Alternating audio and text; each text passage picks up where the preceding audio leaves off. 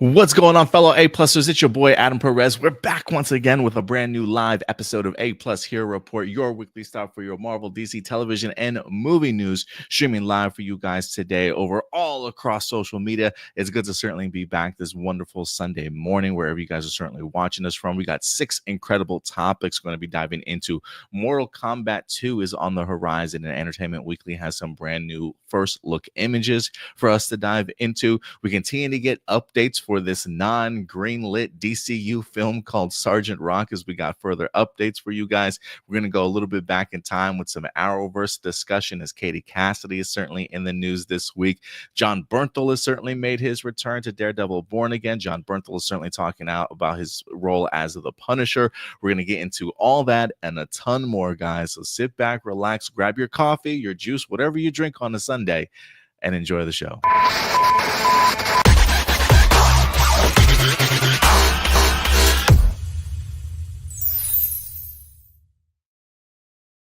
Heyo, good morning, ladies and gentlemen. It is your boy Adam Perez back once again for another episode of A-Plus Hero Report, joined none other than by his co-host Stuart Branscombe in the house. What's going on, buddy? Hey, not much. Another week, another show. Super excited to talk about, especially because we don't really cover Power Rangers news that often. I'm really excited. And it looks like you saved it for last, so even more exciting. If you want to see the best news this episode, you guys got to stick till the very end. Yeah, man, we don't talk too much Power Ranger news because there's really not too much to talk about these days. Feels like we kind of fell off of a cliff with this reboot news. We're back. We got some new information for you guys that will be our final story of the day. So certainly stick around if you want to go ahead and dive into it a little bit further. I did go ahead and do my own personal thoughts on it earlier this week on the YouTube channel. If you want to go ahead and check it out, I do have my own solo thoughts, some conversation pieces with some people in the live chat. Jin Saku even joined us a little bit as well. So if you want to check it out, please do. But we got plenty more to certainly say and talk about here. But it's good to see you, Stuart. I'm glad to have you. I'm hoping Indy has got his stuff back in regards to his internet, got his feet under him a little bit. I am hopefully here within the next 2 weeks, we might have an Indy appearance, the wild Indy. We haven't seen him in a minute. Is he myth? Is he a legend? Is he real? Who knows? Hopefully we'll see Indy Uchiha back here with us. It's been a minute, man. What, like a year feels like? I honestly don't even remember the last episode he was on, but yeah, it's definitely been over a year, I think. Yeah, it's definitely been a minute. But look, guys, as we go through these topics and throughout the show, do us a big favor, man. 2 things. 1, hit that like button. It goes a long way, especially if you're watching us live. It literally takes 1 second to do, doesn't cost you anything, but it helps the algorithm. Hit that like button. And then, of course, at the end of the day, these are simply our A-plus opinions. If you have some of your thoughts that you want to share with us, we'd love to hear about them. Feel free to participate. Communicate with us in the live chat, even the comment section after this video airs. We'd love to go ahead and continue the conversation with you guys and bounce some ideas off of us. Because look, I love you, Stuart, but sometimes I need other people's opinions sometimes. You know what I mean? Of course. So I love hearing your guys' comments on things as we go through the show. For people that have joined us live, let's give them some love, man. Let's see who's in the live chat with us. We got Enrique in the house. So he saw the remake for the trailer for the upcoming live action remake of Lilo and Stitch and the sequel to Freakier Friday. Both are arriving in May and August. I haven't seen the Freakier Friday trailer. Did we talk a little bit about the Lilo and Stitch trailer last week? Right? We talked about Lilo and Stitch last week, but Freakier Friday, though, that one I'm actually a little more excited about. I really liked the first one. I remember seeing that one in theaters, like when it first came out. Actually, sorry, by first one I mean the first remake with Jamie Lee Curtis, the one that this is a sequel to, because I guess I didn't even know this until like a couple of years ago that movie was a remake.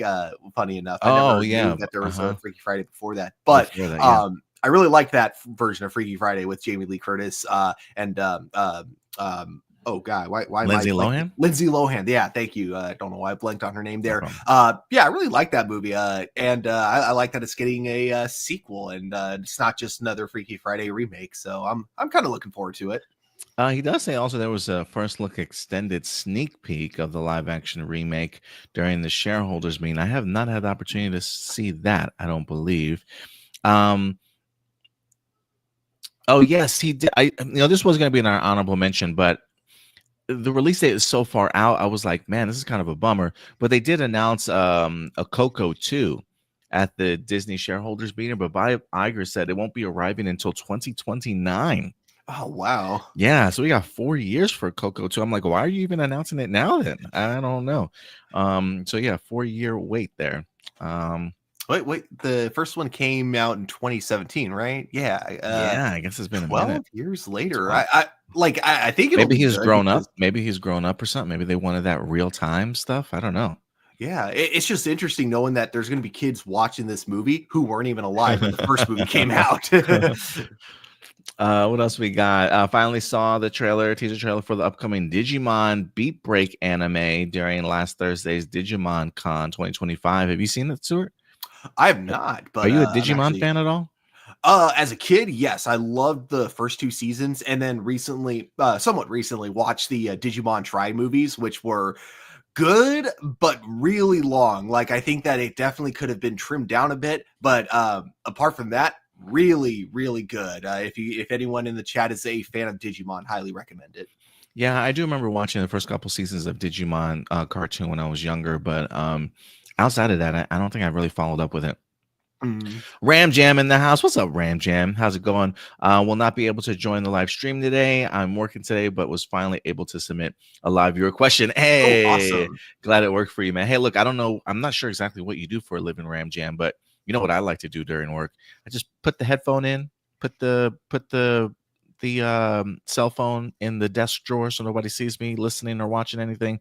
I usually watch my shows or listen to my shows, my podcasts throughout the workday. Blossom, what's up, Blossom? Good to see you in here also. But Disney for a Ranger reboot, I'm still not sure about all this. Yeah, we'll definitely talk about the Power Ranger news here. We got Billy. What's up, Billy? Joining us over on Facebook. It's always good to see you. Thanks for enjoying my thoughts about the live action Snow White movie. Yeah, Billy was a little bit lukewarm on the Snow White movie, if I'm not mistaken. I've been seeing a lot of sort of mixed reactions about this movie, Stuart. Not too many people have been really big fans of it, unfortunately. Well, I should say it's mixed. It's definitely mixed. I've been hearing mostly that it's Rachel Zegler. I've been hearing that she's great in the movie, which let me just say this because my fiance and I recently watched the Ballad of Songbirds and Snakes, and she was incredible in that. And not only that, I can see how someone would watch that movie and go, "That's our new Snow White," because she's kind of like a I don't want to say crazy because she's not like crazy, kind of crazy, but she's basically kind of a weird Snow White kind of in that movie. And then, of course, after watching it, I jokingly thought, oh, wait, so is the movie called Snow White because the actress almost married Cornelia Snow in the Hunger Games? But yeah, I've been hearing that she does a good job in the movie, which after seeing, again, Ballad of Songbirds and Snakes, I do not doubt at all. But I've been hearing that Gal Gadot was really bad in it, can't sing, and that she's got a singing role. Yeah, and they've been like posting clips of her. I've been seeing clips of her being posted on like Instagram and TikTok, and yeah, it doesn't look like a good performance from the bits and pieces I've seen. Of course, it's all out of context scenes, so maybe like in the context of the movie, if I actually watch it, it's better.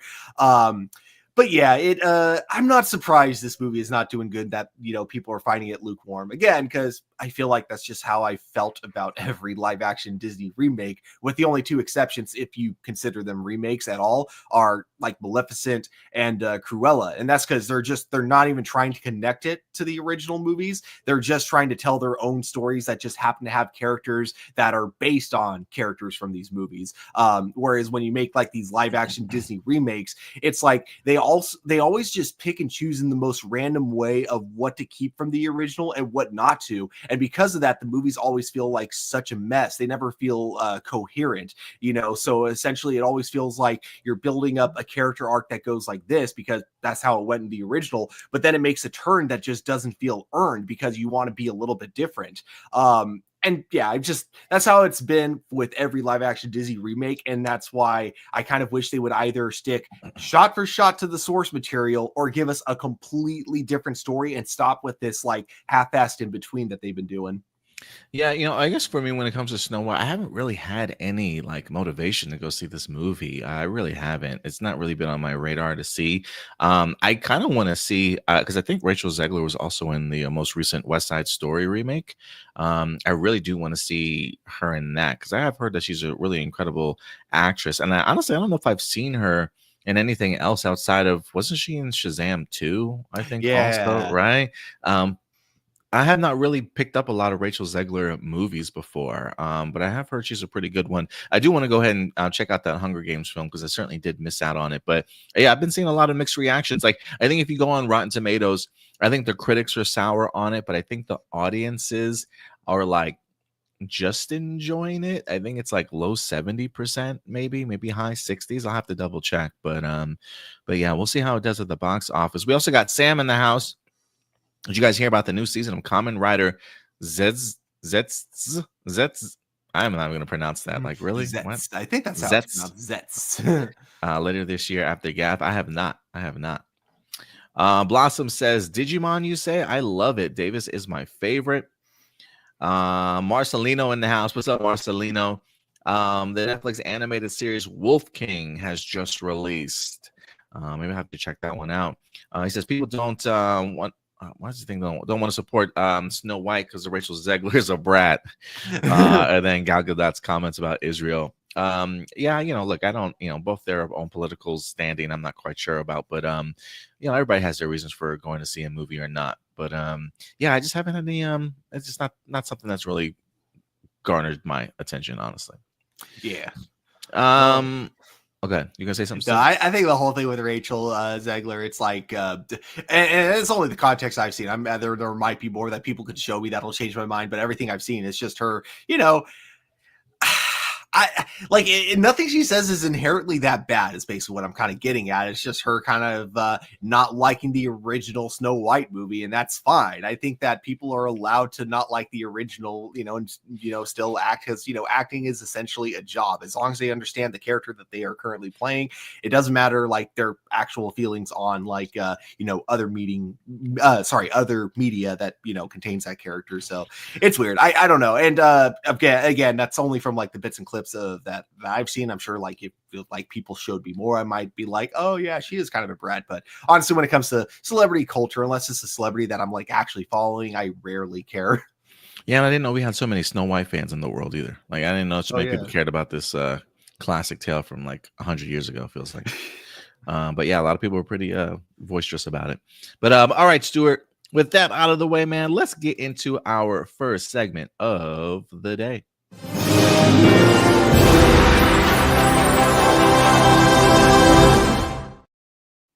And we're going to get into some honorable mentions for you guys. Topics that we felt you certainly deserve to know about, but maybe just didn't quite make the cut for our top 6. I was actually having some difficulty with like one of these stories if I should put it in the top 6 or not. But let's kind of go through some of them. Real quick, Ironheart is back in the news this week. We got some brand new images. Actually, really only 2 images. One with mask on or mask on, mask off. Mask on, mask off. I will say I do like this. I do want to see more details of the suit, but I do like this suit better than I did the one from Wakanda Forever.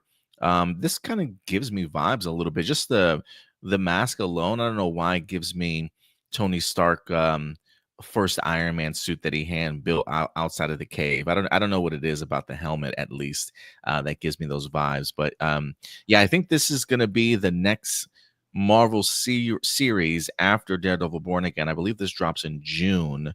Going to be tech versus magic in regards to this Ironheart series. How do you like the new look images, Stu?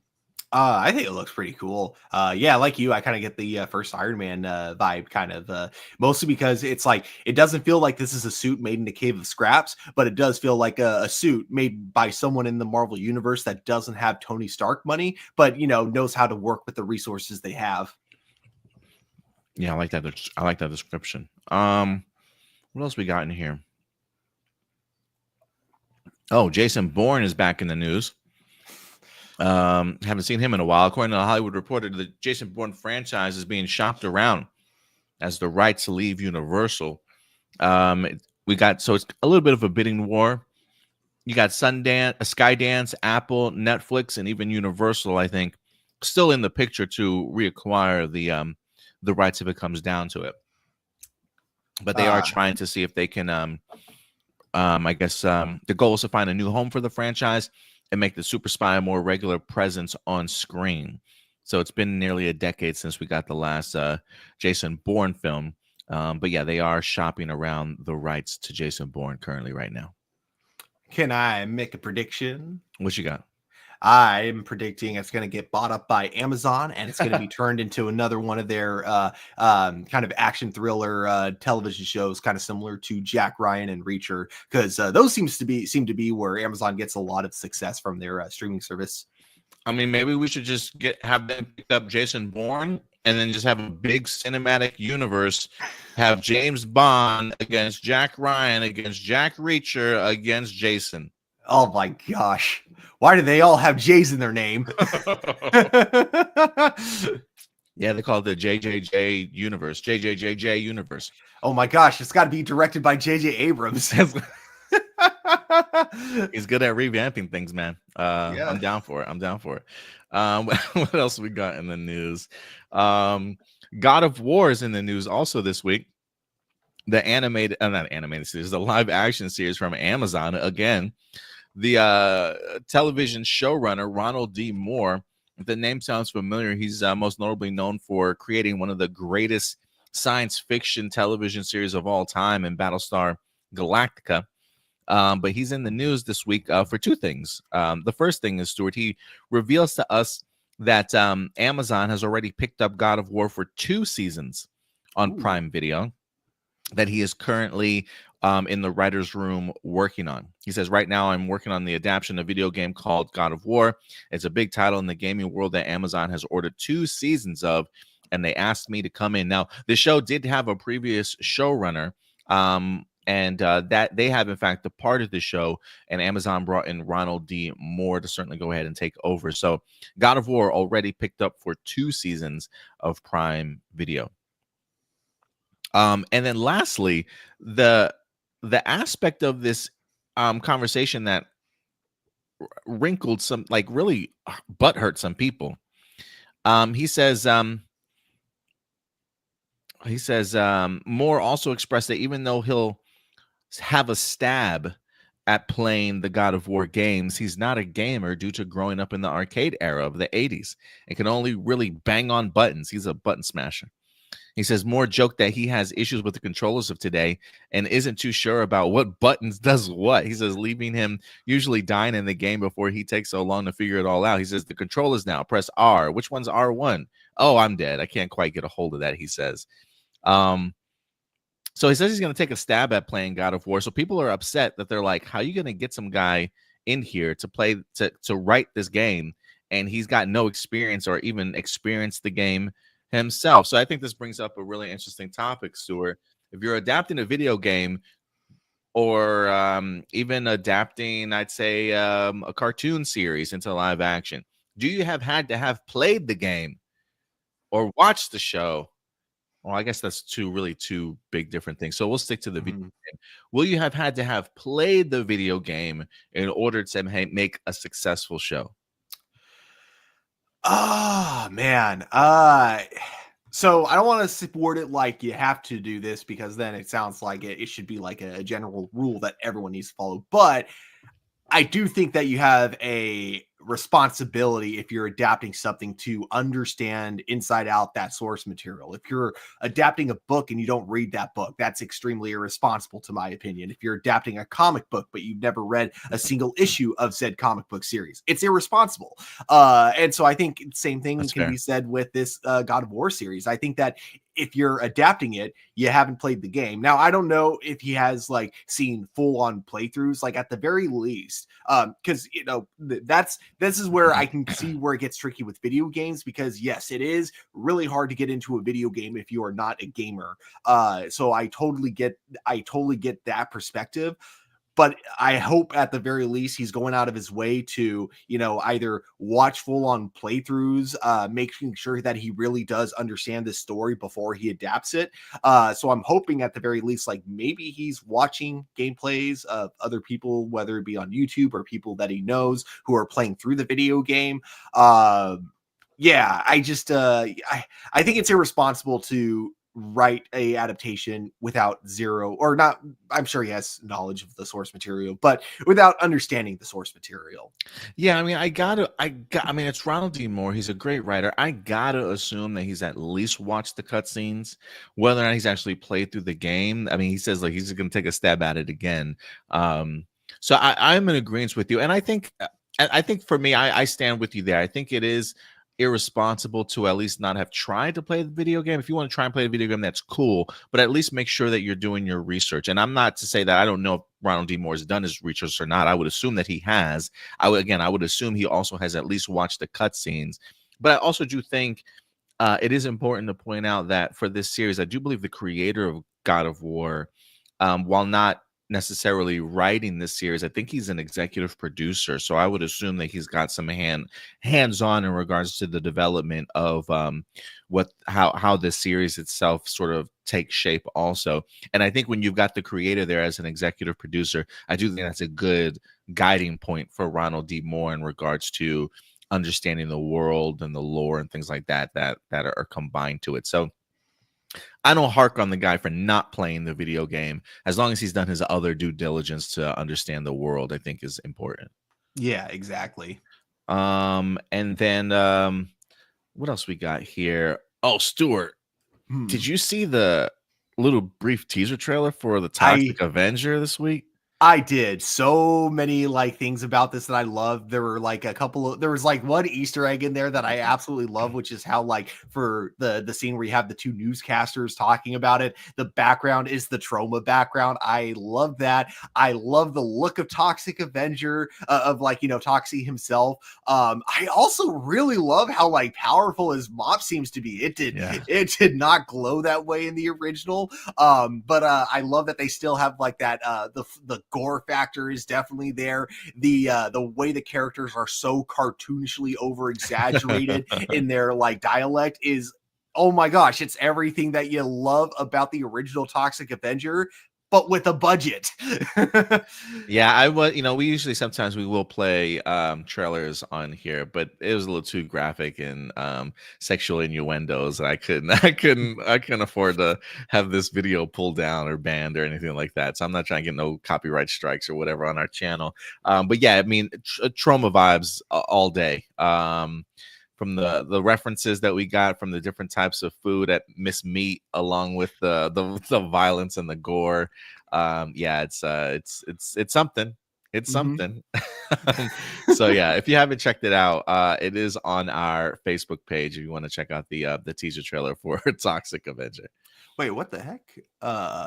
Okay, so is this a movie franchise reboot or is it a video game franchise reboot? No, I think he's talking about the movie reboot. Because we talked about were you here that day? Zach Kriegler from The Barbarian. I think it's Sony picked him up to do a reboot for Resident Evil. He had a pitch for Resident Evil, and it was a little bit of a bidding war as to who was going to get the movie. And I want to say it was Sony that won out. But yeah, the guy that did Barbarian is doing a Resident Evil reboot. They just had a casting announcement this week for it also. Ooh, I'm excited. The last wasn't a fan of the Netflix show from a couple years ago. Yeah. And then the movie, oh god, the movie that came out like recently, not recently, that was like back in 2020 or something, 2021. Oh my gosh, that one was so bad, which is so weird because like you look at it, it's like aesthetically, it is the best looking Resident Evil movie because it looks like shot for shot like the video game, and yet it's also probably one of the worst written Resident Evil movies, which is impressive when you have all the Resident Evil movies that came before it. But if the guy who directed Barbarian's behind this one, Barbarian is like one of my favorite horror movies. So yeah, I look forward to this. Yeah, I'm excited for it too, honestly. And then last but not least, we did get ourselves a brand new Ballerina video or a official trailer. Really, I think this might be the second official trailer. This was the best trailer to me that we've gotten so far. Did you have the opportunity to see it, Stuart? No, I didn't even know it was out. No? Oh man. We might take let's watch this one at least. Because I know this movie is on your list of top 5 most anticipated movies for you. I thought you had watched it because I wasn't gonna play it, but I will play it if you haven't watched it because yeah, dude, it gets intense. So hold on one second. Let me get this ready and we'll play it before we get into our main topics. Here we go. For those of you who missed it, the Ballerina official trailer. In Slavic mythology, the Kikimara is a spirit that exists in the shadows. To those with darkness in their hearts, she can be vengeful. But to the innocent, she can be a protector. It's up to you to choose. Welcome to the Continental. Checking in. I'm looking for the tribe with this mark. Also, rest in peace. Needing to know is what got us banished from the Garden of Eden. Are you prepared to be cast out again, Eve? Yes. I'd like to go hunting. Will this be a large or small game hunt? Large.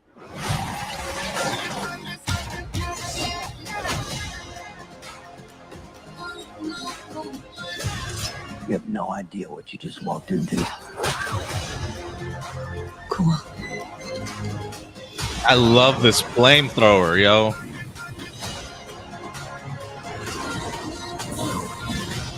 There's a declaration of war if she's not called off. Perhaps I can send someone to solve the problem. The Baba Yaga. Leave the wolf to its prey. She sent you here to kill me? Or you can leave. I'm not leaving. Your choice. Boy, This is gonna be a showdown. And you cannot change it.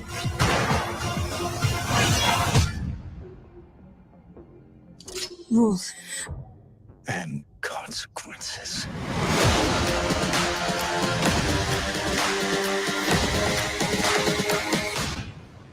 Holy crap. I knew John Wick was bro. in this movie. Yeah, I didn't bro. know he was an antagonist. I thought Yeah, he was bro. an ally. Holy crap. Yeah, That took the stakes from wherever they were at before, because I didn't really have a full idea of what the plot was going to be. It just completely raises the stakes for anyone who's seen a John Wick movie, because we as an audience know how dangerous this man can be. So, oh man, this is even more exciting now. That was more intense, bro.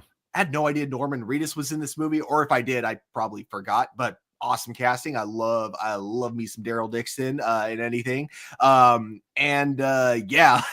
action looks absolutely stunning. Just like the original John Wick movies. I loved, like you said, loved the flamethrower scene as well. Violence looks brutal, like we saw with the one dude getting shot in the crotch. Like, holy crap. When I first watched it, I literally jumped a little bit and had to pause it. I was like, oh my god, that looks so brutal. I felt it. I felt that one. I think for me, I think that is a surprise for me too. Is like I had no idea just from the teases that we've clearly, they get to the point of being okay with each other. It feels like, at least from some of the previous trailers that we've seen, like they are talking face to face. I don't know if that's before or after this showdown here, but I had no idea it was going to be Ballerina versus John Wick in here, in the sense of like, I don't want to say spy versus spy, but assassin versus assassin. I didn't know we were getting to that point. So yeah, that definitely surprised me. And yeah, man, the flamethrower. I mean, she's literally dual wielding a flamethrower around her and then also a pistol at the same time. Like she can just like double tap and like switch out and reload to whatever she wants to. I mean, the violence looks great. The action sequences look great. It seems like she's sort of excommunicado also from whatever she was doing in order to kind of go on this mission, which is why they have John Wick kind of going after her. But yeah, man, the trailers get better and better. And I'm really, really freaking excited for this movie. The movie itself looks beautiful in regards to just its production value and stuff. It looks really good. So yeah, man, I'm really thrilled for what we've seen so far. So yeah, I cannot wait for Ballerina. Definitely. And let's see what some people are saying in the live chat here before we go into our main topics. Marceline, what's crazy is that people weren't exactly excited for Agatha because it felt unnecessary, but when it came out, they ate their words. But now with Ironheart, they're not excited for the same reasons. Have they not learned their lesson of not judging things before it comes out? I mean, look, I'm one of those people, Marcelino, in the sense of, not to say that like I think everything that comes out we should all of a sudden be eager and excited for it.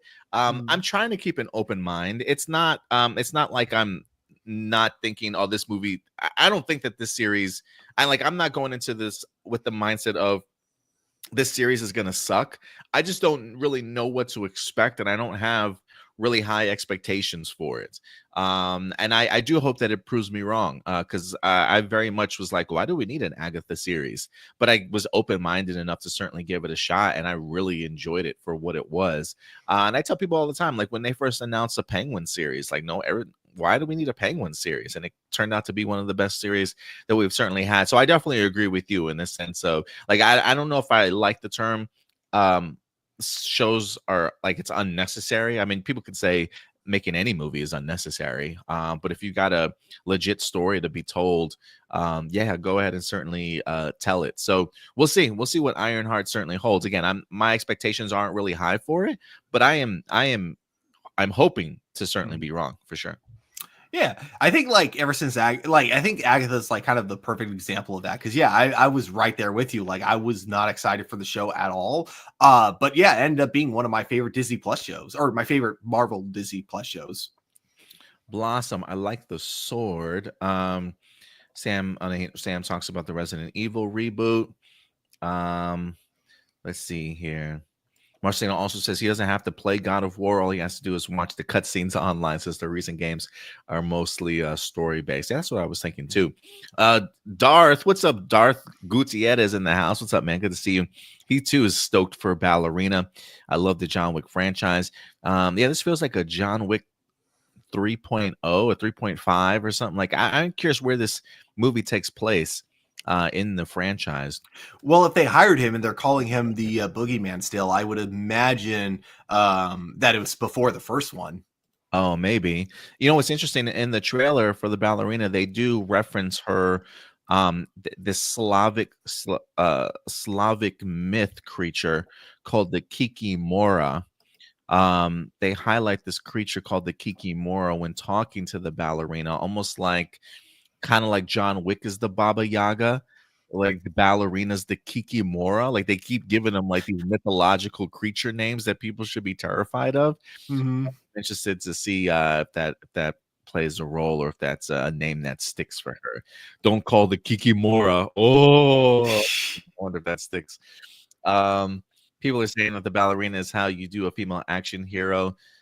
Saying she feels believable and not a Mary Sue like Ray or Captain Marvel. Like, yeah, when I watch the trailer, I feel very much like she is not indestructible, you know. But it'll be interesting to see how she fares against people like twice her size in here. But I'm fascinated to see how her training goes. I love the shot where she like jams the grenade in the guy's mouth and then covers him with the door as a blast shield. I think that's a cool ass scene. Yeah. Tony Robinson, what's up, Tony? Good to see you in here. Marcelino says Ballerina is supposed to take place between 3 and 4. I still got to watch John Wick 4, man. How much time passes between 3 and 4? Do you know? Is he I don't remember that much of a time jump. Oh, okay. But I could be wrong. Because I got to rewatch the John Wick franchise before watching this just to see if it makes sense for it to fit in between 3 and 4. But yeah, man, those are all of our honorable mentions for today. Also, we did drop our Daredevil Born Again episode number 4 review for you guys. Dropped that last night. If you want to go ahead and check it out, it is currently up on our YouTube page. We'll talk a little bit more about Daredevil episode 4 when we get to our Marvel segment of the show. But Stuart, we built this city on rock and roll.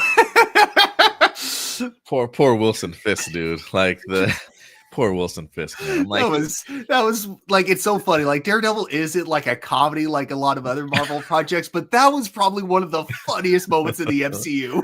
I was like, oh, I feel so bad for this man. I was like, who sent out that memo?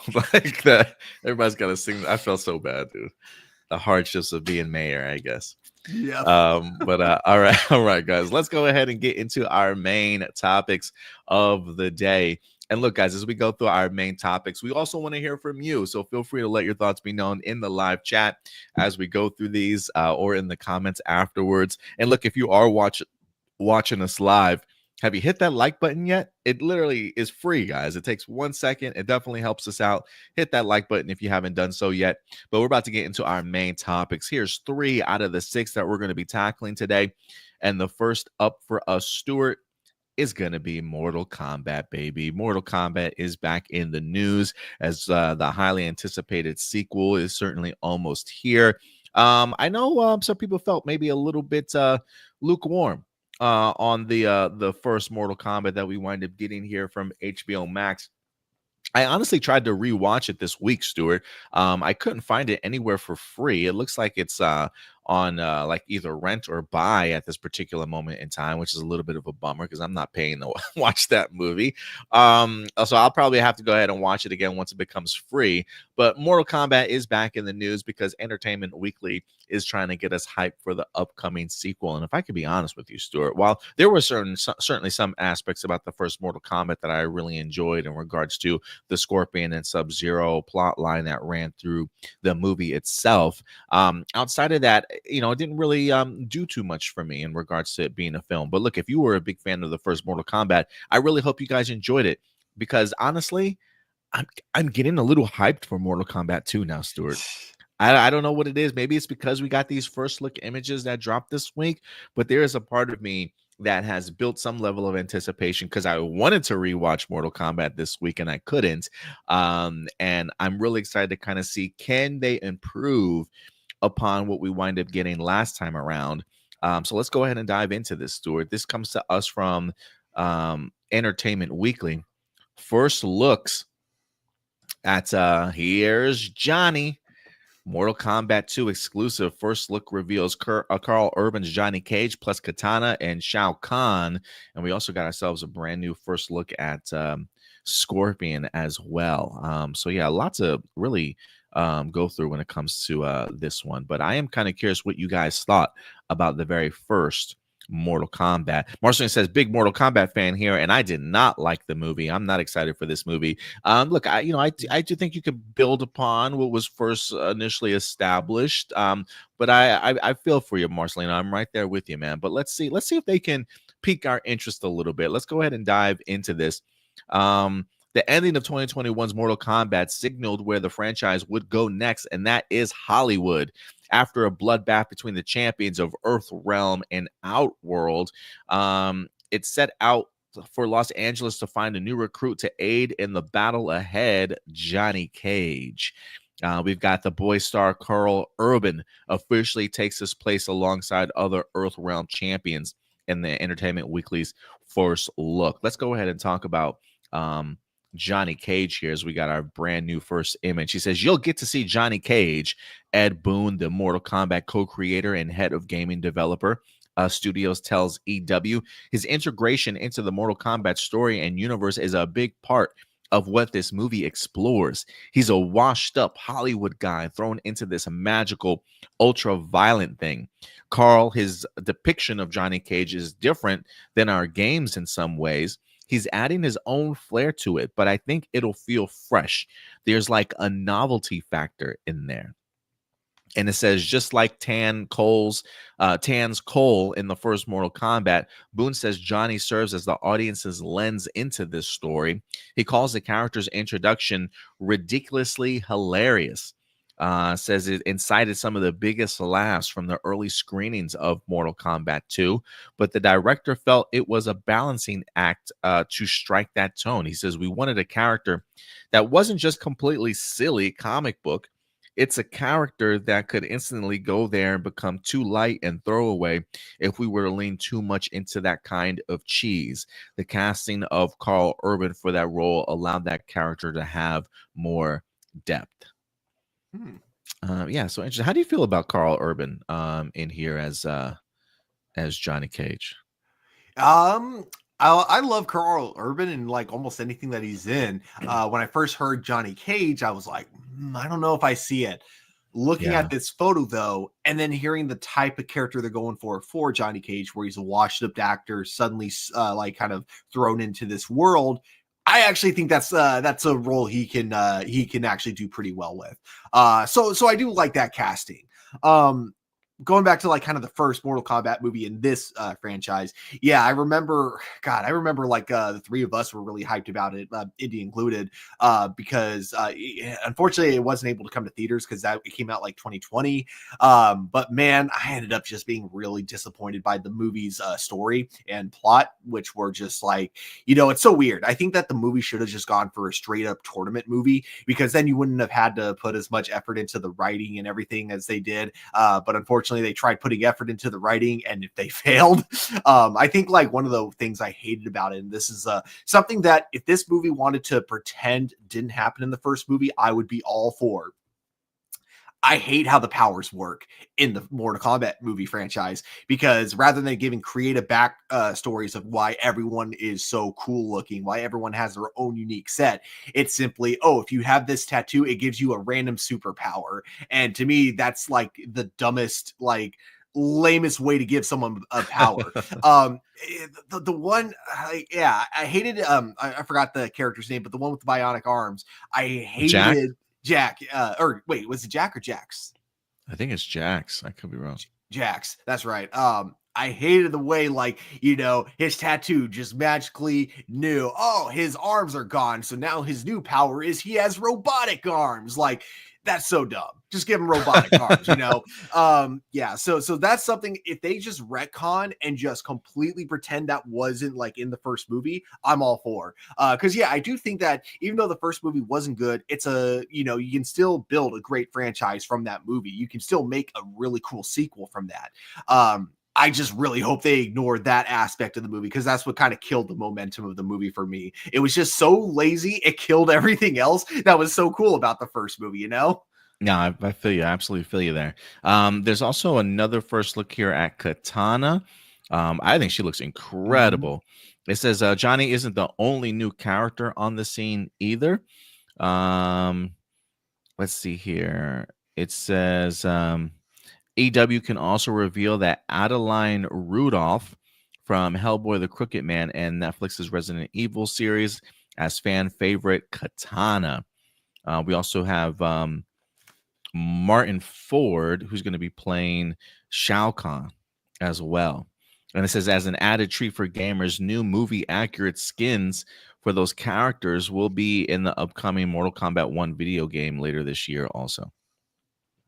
It says in the movie, these figures are all here for the main event, the ones fans have been waiting to see realized on screen. The first film saw Shang Tsung and his forces attempt to wipe out Earth's champions before the Mortal Kombat tournament between fighters.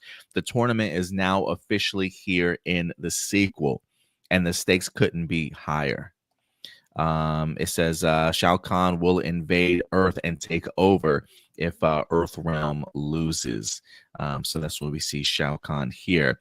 It says they keep score throughout the movie.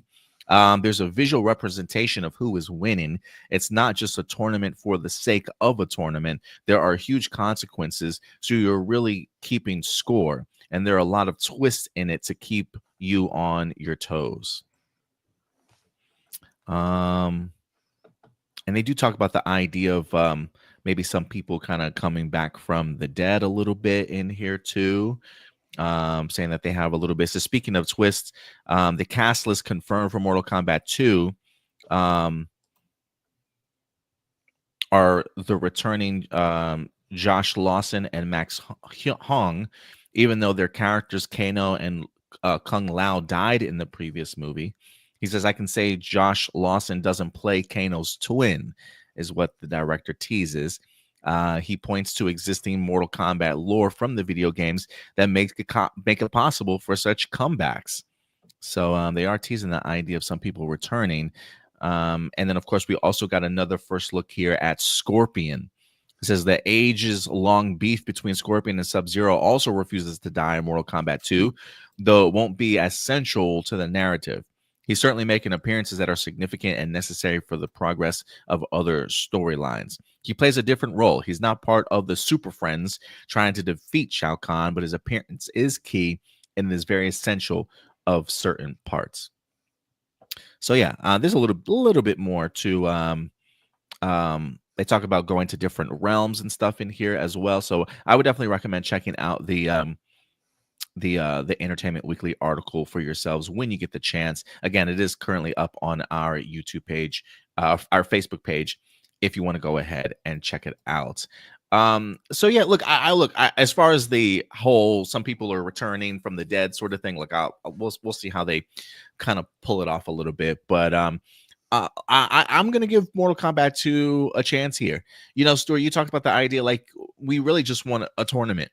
Mm-hmm. And the fact that they are finally giving us that gives me hope that maybe this will feel a little bit more like the original Mortal Kombat in some capacity. Not that the first Mortal Kombat movie was Oscar winning of any sort of mentality, but just to kind of get back to the flavor of the video game, hopefully with a little bit more added depth when it comes to story.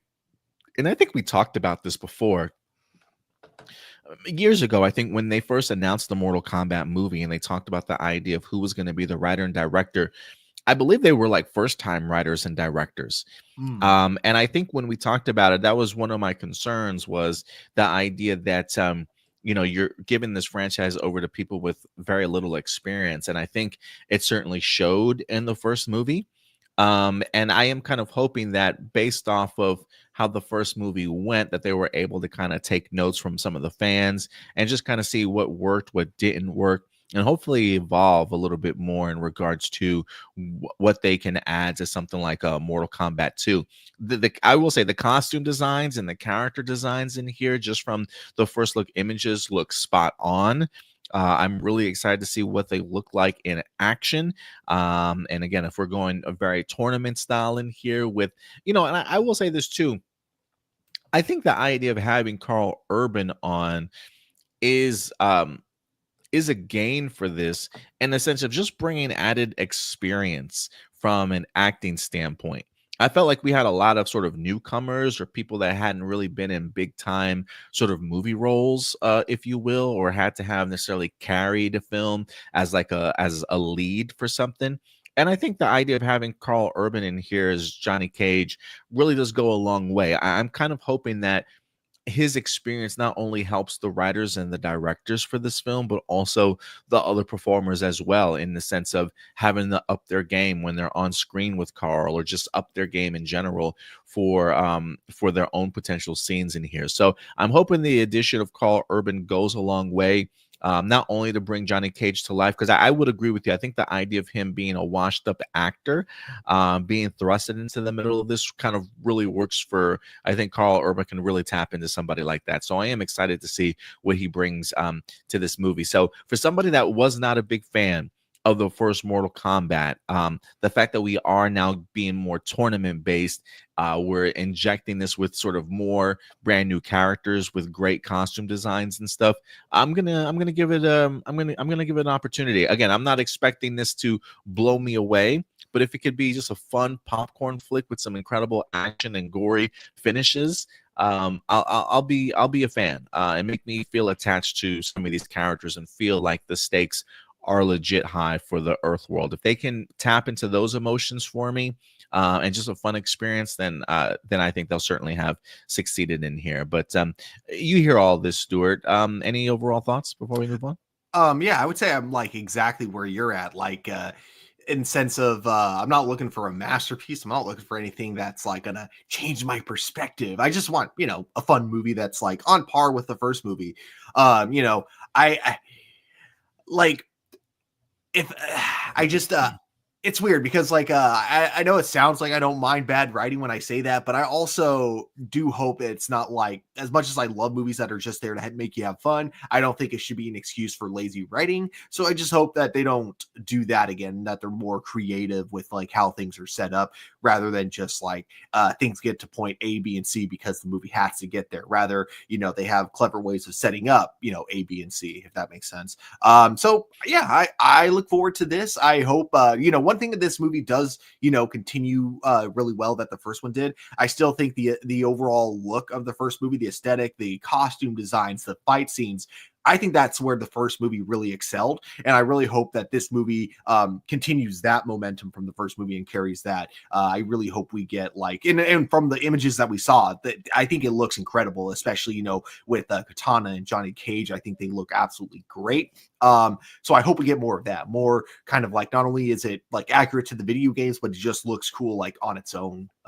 So yeah. Sam says, yeah, finally Mortal Kombat 2. Johnny Cage is here. Morsingo says the Mortal Kombat games originally weren't story based, very much so, but since the reboot back in 2011, they became more story based. So for the younger generation like myself, we were hoping that it would be more story. Do you think you can balance out a good story and still be tournament based, Stuart? I think so. I mean, look at the story would just have to come from kind of like personal conflicts, and flashbacks a lot of times, because I look at movies like the first Mortal Kombat movie, the one from the 90s, and then the movie Enter the Dragon, where I think we had a really good story in both of those movies, even if it wasn't the main focus. I think it had the perfect balance of just being a really fun action movie, but also giving us, characters that we kind of care about. I really hope like in this tournament that we're rooting for more than one person, so that when they're fighting against each other, like it's actually kind of heartbreaking no matter who wins. Like it feels like a lose-lose for us as the audience. So that kind of things like that. That kind of reminds me a little bit of that MMA movie Warrior. Did you ever see that with no, with Tom Hardy? I can't remember the other actors' names, but they were brothers, and I think they had really the relationship certainly wasn't like the best, and they lived two like completely separate lives. And so you're following the story of both of these characters. You get really emotionally attached for their own hardships and the journeys that they have, and then they have to fight each other at the end of the movie. And so it's like, who do I root for, sort of thing, right? I think that's what you're tapping into a little bit. And I do appreciate the comparison to something like Enter the Dragon, where it was tournament based, but yet it still had room to breathe in regards to allowing some of the characters to kind of grow. So yeah, it definitely is possible for sure. Marcin says, looking back now, maybe they should have given one movie for 3 or 4 characters, then culminated into a crossover movie. Okay, it would have been pretty cool. Oh, go ahead. Oh, that I was just thinking like that would have been kind of similar to what they were trying to do with the G.I. Joe franchise with Snake Eyes. Yeah, you're right. If anything, is the first Mortal Kombat still the best Mortal Kombat movie we've had? I would say so. Yeah. There's a part of me that wants to go back and revisit the original Mortal Kombat 2. That one it was cool in the sense of that it expanded, I think, to a lot more Elseworlds, but it just didn't feel as fun to me as the first one. You know what I mean? But yes, I still think the first Mortal Kombat and the soundtrack for the first Mortal Kombat was incredible also. I think like watching him. Oh my gosh, yeah, that's iconic. You know, it's like funny because a lot of people think that came from the games, and it didn't. It came from the movie. Yeah, it was intense. But yeah, no, the second one was just weird because it's like everyone was recast. It didn't even feel like a sequel, right. You know, it felt like you were watching a completely different movie that just happened to continue a similar story. Yeah, that's a good point. That's a good point. But yeah, guys, let us know your thoughts when it comes to Mortal Kombat 2. After this first look images and hearing from some of the people involved in the film, what's your excitement level? Were you a fan of the first Mortal Kombat, or were you not? And are you now a little bit more excited for Mortal Kombat 2, or is it very much a wait and see? I definitely would love to know your guys' thoughts in the comment section box below. And Stuart, with that out of the way, let's move on to our next topic. As we transition from Mortal Kombat, we're going to get into our comic book bag, man, or the world of DCU, to go ahead and start off as, look, the movie that never was greenlit yet is back, and that is, in fact, Sergeant Rock. You know, Peter Safran and James Gunn have still not officially announced this film, but news continues to surround this upcoming movie. There's been talks that they really want to go ahead and try and get this Sergeant Rock film shot sometime in September. We had been hearing rumors of Daniel Craig's name being thrown around in here, even though James Gunn and Peter Safran originally said, or initially just recently said, yeah, we never offered him anything, or his name was just kind of brought up, but it was never really taken seriously. We've even heard Jeremy Allen White from the Bears name kind of thrown around as being offered the role, but saying that, look, his scheduling might conflict with this. He's not sure if he wants to do it because he wasn't necessarily the first choice for the film. So I didn't feel too confident that Jeremy Allen White was going to be the next Sergeant Rock. But Stuart, they clearly want to make this movie, even though James Gunn hasn't said yes, it's happening. There is a third name that is now being thrown around, and this one seems to be pretty definitive. But I mean, the way that this movie and trajectory is going, I don't want to say take this as a grain of salt, but maybe hold your breath, I should say. But the actor that they are now eyeing to go ahead and take over this role is none other than, oops, I thought I had this one ready. There you go. Colin Farrell. Colin Farrell himself is apparently in talks to star in Sergeant Rock for DC Studios. Look, the writer and director for this movie has already certainly been attached. We have heard the idea that maybe, look, I don't even necessarily know if the final script is certainly done, but the way that they're talking about it, it feels very much like it is.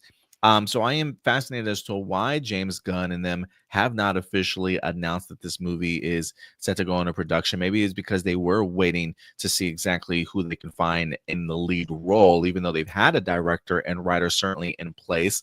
But maybe third time's the charm, Stuart. Colin Farrell in talks to star in Sergeant Rock. Let's talk a little bit about this real quick. The article goes on to say, Colin Farrell, who waddled his way to considerable acclaim for his work as DC villain Penguin, is in negotiations to return to the world of DC with Sergeant Rock, the World War II action movie to be directed by Luca Guadagnino. He also did The Challenger, that tennis movie, if you guys recall. The movie comes after Daniel Craig, who circled the feature project, officially stepped away and is now entering the role in Greta Gerwig's Netflix's Narnia. No offer was ever made to Craig, though, according to James Gunn and Peter Safran, which they said in February. At the time, they said the project would shoot this summer only if we find the perfect actor. And lo and behold, Stuart, Colin Farrell comes on to deck. The movie indeed puts Rock on track to shoot this summer in DC Studios' production hub in England. If the deal makes, Farrell would play the tough-as-nail leader of Easy Company, the combat unit fighting Nazi forces in Europe. Back in the day, though, this comic was initially trying to become a film. They had Arnold Schwarzenegger and Bruce Willis previously circled back in the day to actually play this role, but it never came to fruition. Sergeant Rock again does have a screenwriter attached, and Justin Kuritsky's, who penned The Challengers and Queer along with Louise Guadagnino. So they've worked together before. So they're going from Challengers and Queer over to Sergeant Rock. And yeah, Colin Farrell is in negotiations right now. You know what, Stuart? Let me be honest with you, man. Well, first off, I want to say this. I've been seeing on Twitter, and again, Twitter is like the worst place for common sense these days. Mhm. But people on Twitter have been saying like, "Oh, this makes no sense. How, isn't Colin Farrell playing the Penguin in Matt Reeves' Batman? How are you going to have Colin Farrell come on to play Sergeant Rock? Isn't that just going to confuse the fans? That makes no sense, guys. I mean, come on. First off, Colin Farrell is like under 80 pounds of makeup in the Penguin. Like, I barely recognize this dude. When I first saw him in the Batman movie, I was like, where's Colin Farrell? I thought he was supposed to be in this movie, only to come to find out I've been watching him the whole time as the Penguin. Same thing with the television series The Penguin. He's barely recognizable as Colin Farrell in that movie. And I have a feeling that people will be more than I like. Sometimes it just feels like insulting to the intelligence of the moviegoer or the TV watcher, in the sense I think they can I think their minds can work in various ways and multitask to be able to tell Colin Farrell and the Penguin and Sergeant Rock are two completely different characters. So I really have no issue with Colin Farrell coming over and playing Sergeant Rock. I will say this though. Mhm. When James Gunn says we were waiting for the perfect actor to take this role, you landed him.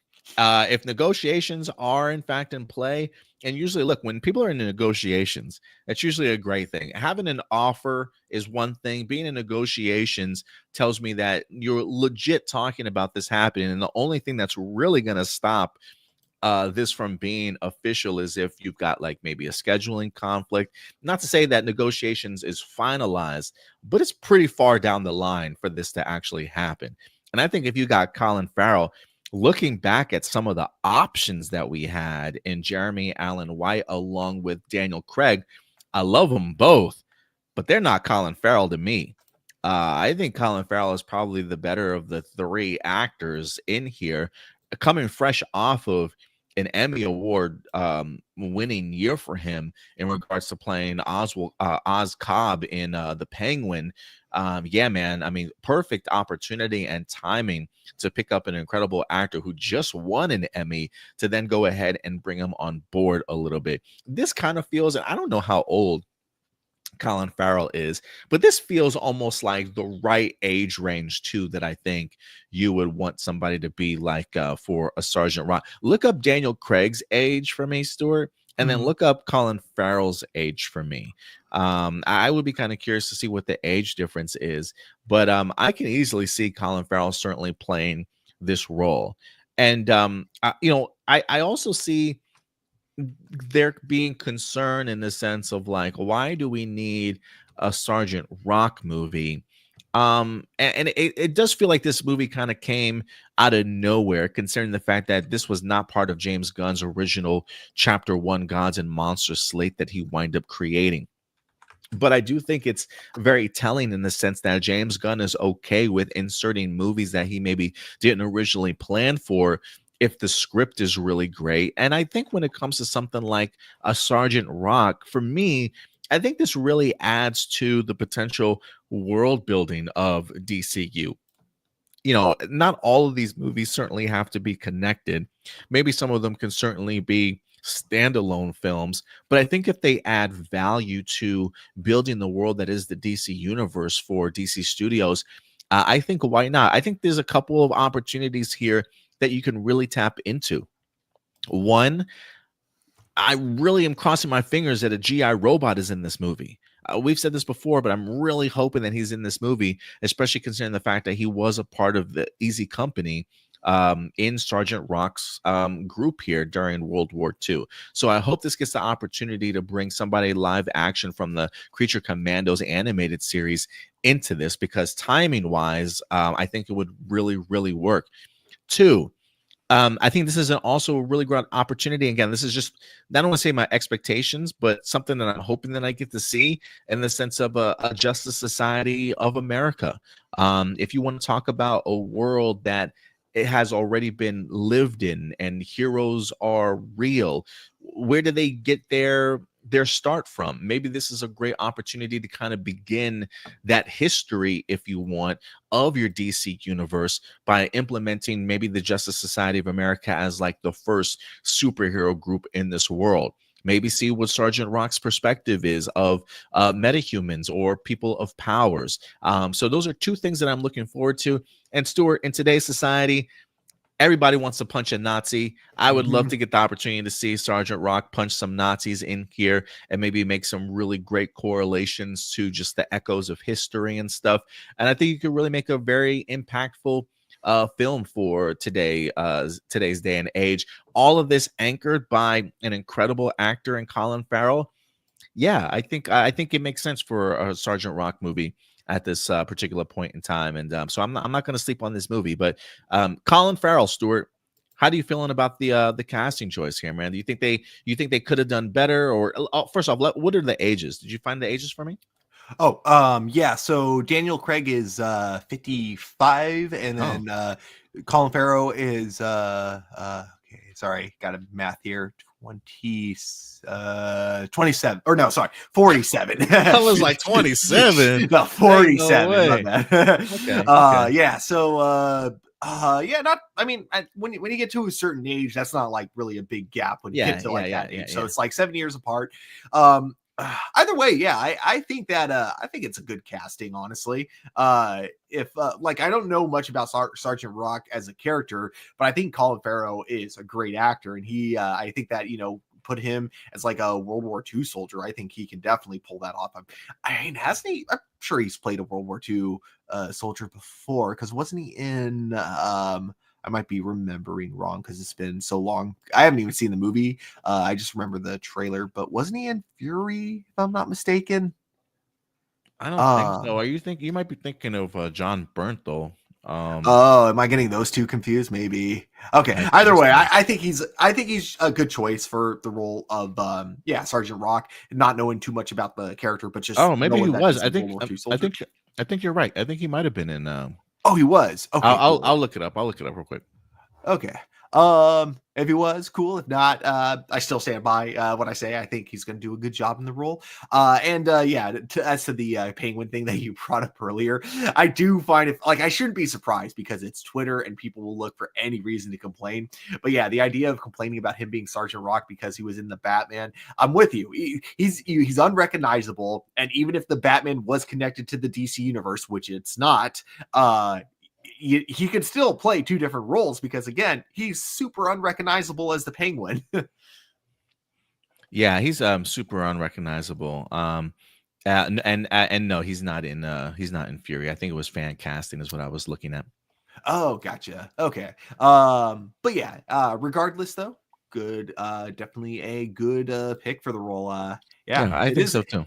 It is funny, like what you were bringing up about like this movie. Like it seemed like it was greenlit when it was first announced, and seemed like it was fact that Daniel Craig was going to play him. And then, like, kind of as time goes on, we kind of like now it's like kind of at the stage of now we think for sure it's actually in development. Now we think for sure Colin Farrell is going to be the main actor. But we'll see how long that lasts. Yeah, we'll see how long that lasts. Next week we'll have another casting announcement for you when it comes to Sergeant Rock or this movie being pushed back a little bit further. I have no idea, but I continue to hear this.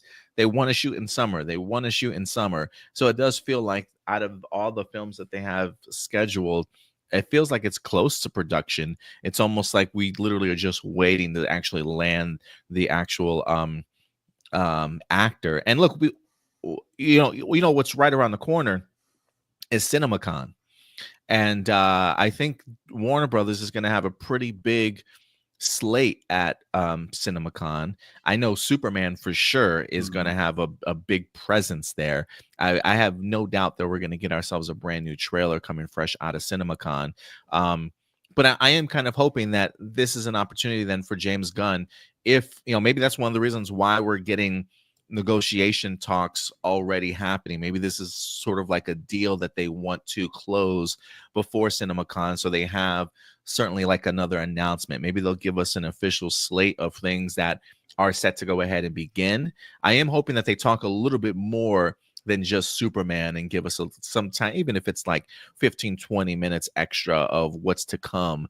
I would love to see like first looks at Supergirl, images from Green Lantern, and maybe an announcement, an official announcement for like Clayface along with Sergeant Rock, and maybe just further progress on some of the other things that they have certainly working on. So I do think maybe they're trying to have a Sergeant Rock announcement at CinemaCon, the way that things are moving. Yeah.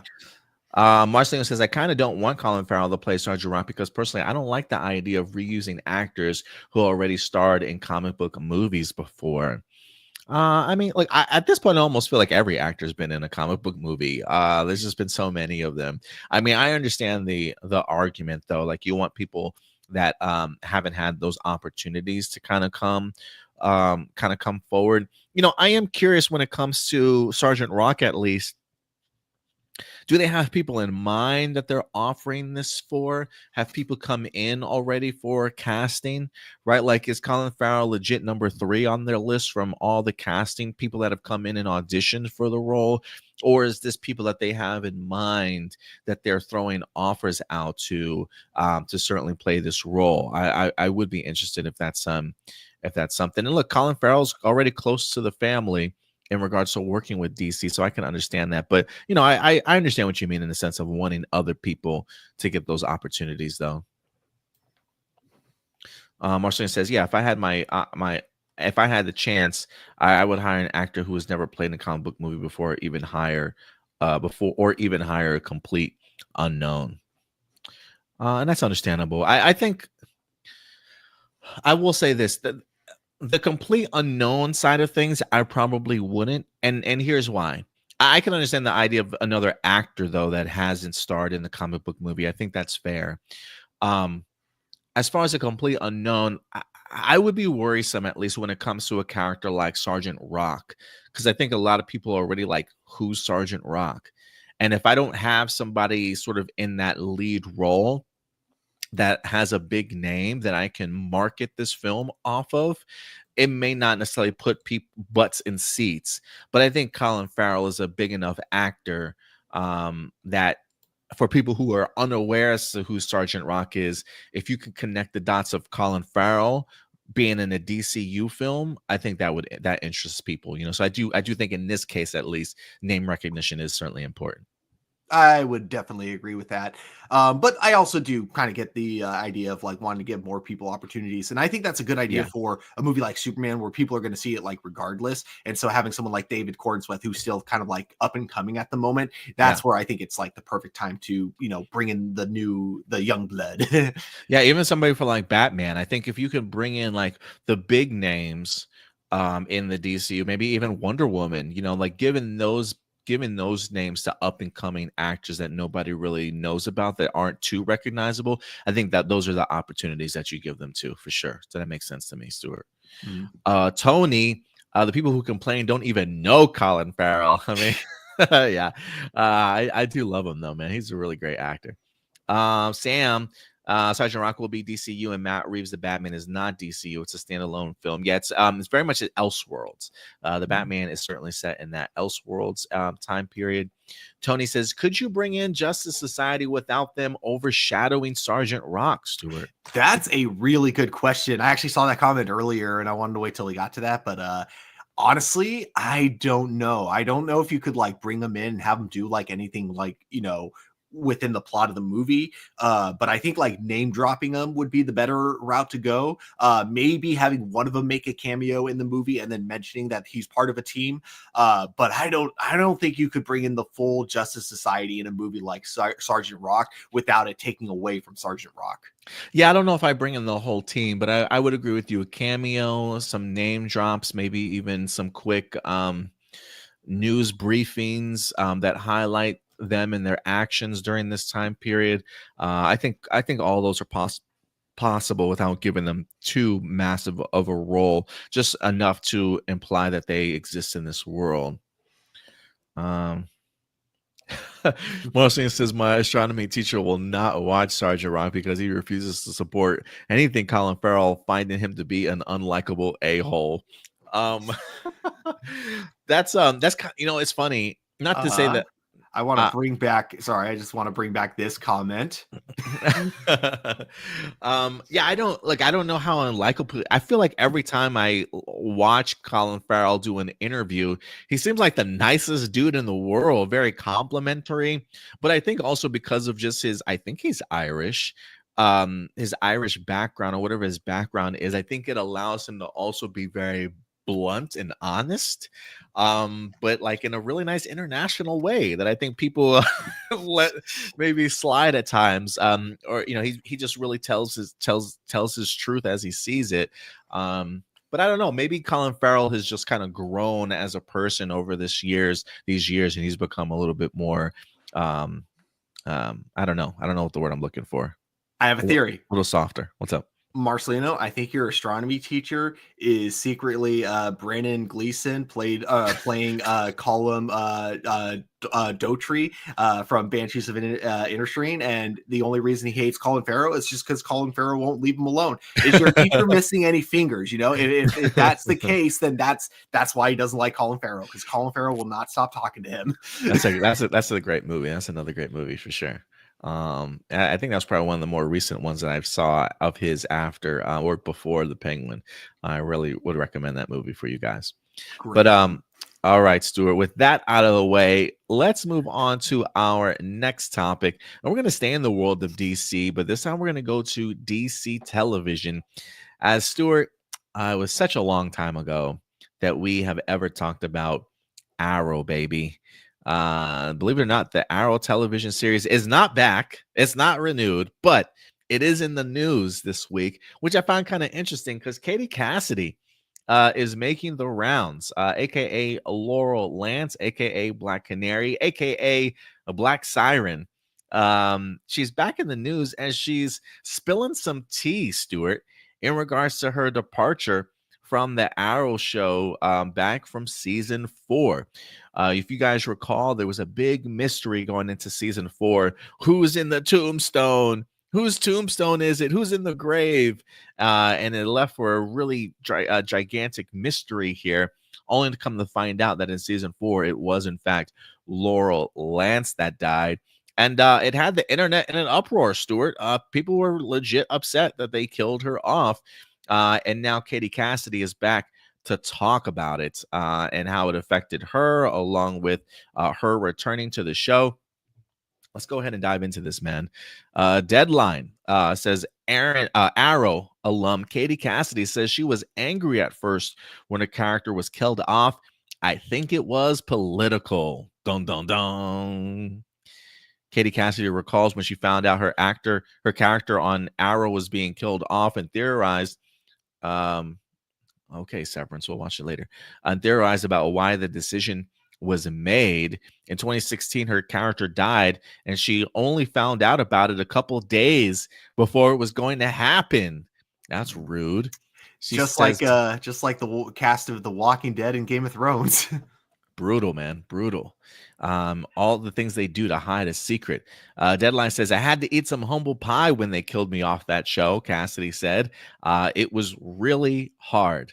Cassidy said she was sad and was sort of in shock when she learned the character was going to be killed off. Arrow had teased at the beginning of the season that a character was dying, but Cassidy didn't know it would happen. She goes on to say, however, as she was traveling to a comic convention in New York City, she received an email from the show's creators about setting up a meeting to talk. Cassidy's instincts kicked in, and she requested to have them tell her what the meeting was about. Throughout the weekend at the fan event, Cassidy had to act like she didn't know which character was getting killed off. That's brutal, Stuart. That's brutal. Like, hey, just so you know, you're going to die, but when you go to this convention this weekend, don't tell anybody. She says, I was angry at first, Cassidy said after finding out the news about her character. And I was emotional because I was sad, and I was angry because I was so happy. Of the reason why they decided to kill off Laurel, she says, I think it was a couple of things. I have theories. I think it was political. It's a lot. I feel like I've always been given the short end of a stick, and I have to go. Um, Recalling telling the producers, and I didn't yell. I just cried because I was sad. Cassidy says she was sad because she worked really hard on that show and that character, and I just loved it. She says, however, Cassidy would continue in that Arrowverse. She later was asked to guest star on The Flash as Black Siren. I was like, yes. When she got the call from Mark Guggenheim, her return to the Arrowverse paid off as her role was expanded, and she made the return to Arrow, something that she credits viewers for helping make happen. I had the support of the fans because the Flash episode I went on, ratings, I guess, were great. And unfortunately, I guess after they killed me, I guess their ratings went down a little. I'm not sure. Guggenheim asked her to return as a series regular, telling her, I think we made a mistake. And then I was back and like better than ever and happy. Somebody asked Mark Guggenheim in the next interview, did you really say that? Did you really say I think I may have made a mistake? Or is Kitty Cassidy just blowing hot air for us? I am kind of curious. I want to know from Mark Guggenheim himself. Did you literally say that, my guy? So yeah, Katie Cassidy telling us how sad she was, how she learned about this particular news, her return as Black Siren, and that Guggenheim clearly made a mistake because she thinks maybe some of the ratings started going down. What do you think about this story, Stuart? And what are your memories of Laurel Lance's time on Arrow? So I'm actually kind of surprised about all this because I was kind of under the impression that she left on her own terms. So I am glad, I always love it when actors kind of like, give us the actual details of like things that went down. Because yeah, all we can do is kind of piece together like what we know and try to come up with our own conclusions. As long as we're not trying to take our theories and make them facts, so that's why, I always thought, but I never like assumed that was a for sure thing that she just decided to leave the show. But it is kind of cool hearing that that she actually really enjoyed being in Arrow, and that like it apparently I'm sad to hear that it actually made her cry when they found out they were killing her off. Personally, I remember watching the show and thinking that was a mistake, that the person they really should have killed off, that I think would have given it a lot more impact, would have been Felicity. And I think they had a cool opportunity to do so when they show like a scene with her, and they end up explaining it off in a completely different way. But the fact that with the scene that we see her in the flash forwards, she's not in a wheelchair, whereas like in the present day she is, it gave me this idea that like Felicity isn't actually there, in that Oliver is basically talking to not a literal ghost, but like like who he thinks is like actually Felicity talking to him, but really it's just his subconscious trying to justify the fact that he wants to kill Damien Dark. I think that would have been such perfect storytelling. And it may have also been partially because I think season 4 Felicity was the worst written character in almost any television show ever. I love you, Indy, if you're watching this, but man, I disagree with you about her character as a whole. Like I hated her so much in season 4. So there were two reasons I really was hoping that Felicity was the character they killed off and not Laurel Lance. But yeah, I feel like, and especially because I feel like with Laurel Lance, she still had some room to grow. She still wasn't a complete Black Canary character. Like she wasn't and they ended up doing something different with the Black Canary, like as a whole in Arrow. And so it's like, okay, they gave us a more complete version of the Black Canary, but it does kind of suck that this version of the Black Canary, this version played by Katie Cassidy, never actually got to complete her arc and become the Black Canary. Instead, they ended up just kind of fridging her at the end of season 4. And then I think like I'm glad that they brought her back after hearing that she actually really loved being in the show. And I'm not surprised that her appearance on The Flash actually brought up the ratings. I do, however, think like the way she was utilized in Arrow was a bit weird, only because Arrow tends to take a more grounded approach to things. So having kind of, especially season 5, it felt like they were really going back to their roots. So to do that, and then in that exact same season, introduce her as the Black Canary from Earth 2, I thought was kind of strange. Again, not bad, but like strange a little bit. But yeah, like I always love it though, when I hear about actors that actually really enjoy doing what they do. So it is weird to me that like if you're not a show like The Walking Dead or Game of Thrones where killing people off is kind of your shtick, that's like what you're known for. If you're not a show like that, it's weird to me that you would kill off a character when the actor is enjoying playing that character so much, when the fans enjoy seeing that character so much. It just seems like bad. It just seems like bad writing and bad on a marketing standpoint as well. But yeah, you know, I'm glad that she got to come back to the show, and I'm glad that it seems that she left on good terms. I still don't quite understand what she means about it being political with her leaving. Yeah. Yeah, she didn't really clarify, I don't think. Yeah, she didn't. She said she has some theories, but she never really went into depth as to what it was. If she ever gets another interview, I would love to have somebody expand upon that and see what it is. Maybe I don't know. I don't know what it could have been. But you know, like the way people say like this is political, they're always so vague, and I feel like it doesn't really say anything. You know what I mean? Yeah, she said she usually tends to get the short end of the stick. So I am curious as to what Katie Cassidy's career was like before Arrow. If you know, maybe just as an actress, she had a hard time getting roles, or the roles that she did get were really minuscule, and so maybe this was like the big another big opportunity for her. Again, I don't know what her previous career was like before this, so maybe this was sort of like a launching pad for her, and she felt like she got screwed out of it.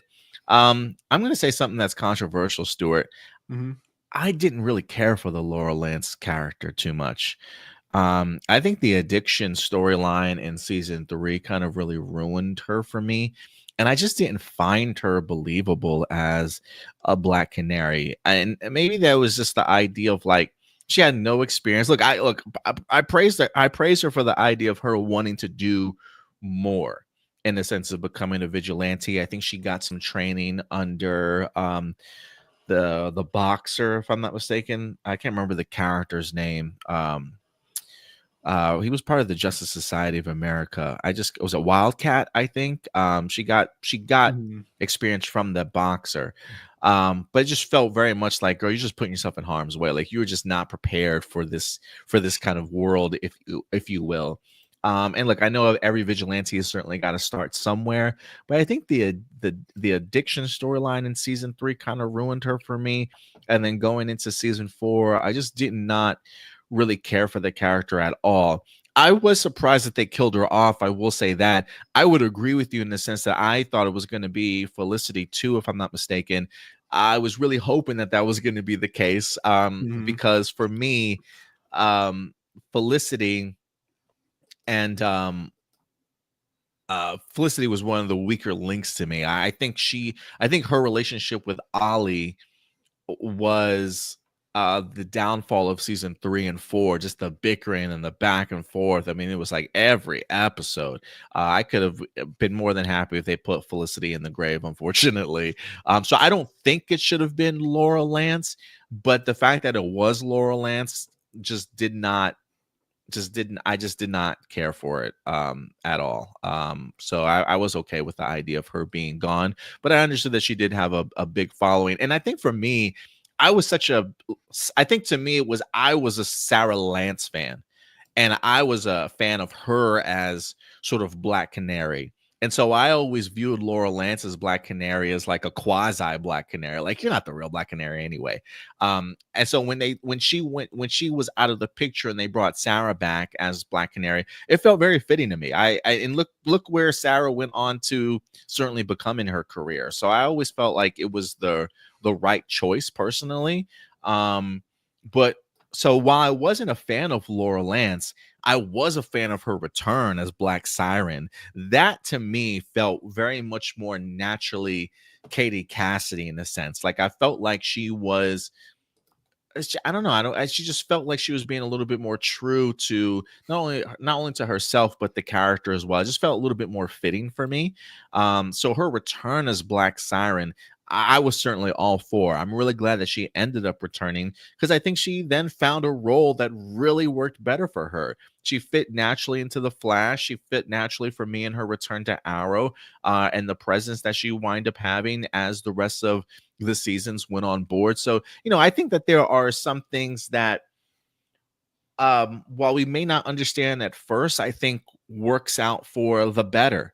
And I think the firing or the killing off of Laurel Lance in turn did really great things, not only for Sarah, but also for Laurel also. I mean, look what they ended up becoming by the end of their run on Arrowverse. And I don't know if Laurel Lance stays as Black Canary around if we get to those great moments for a lot of those characters. Again, that's looking at things in hindsight now.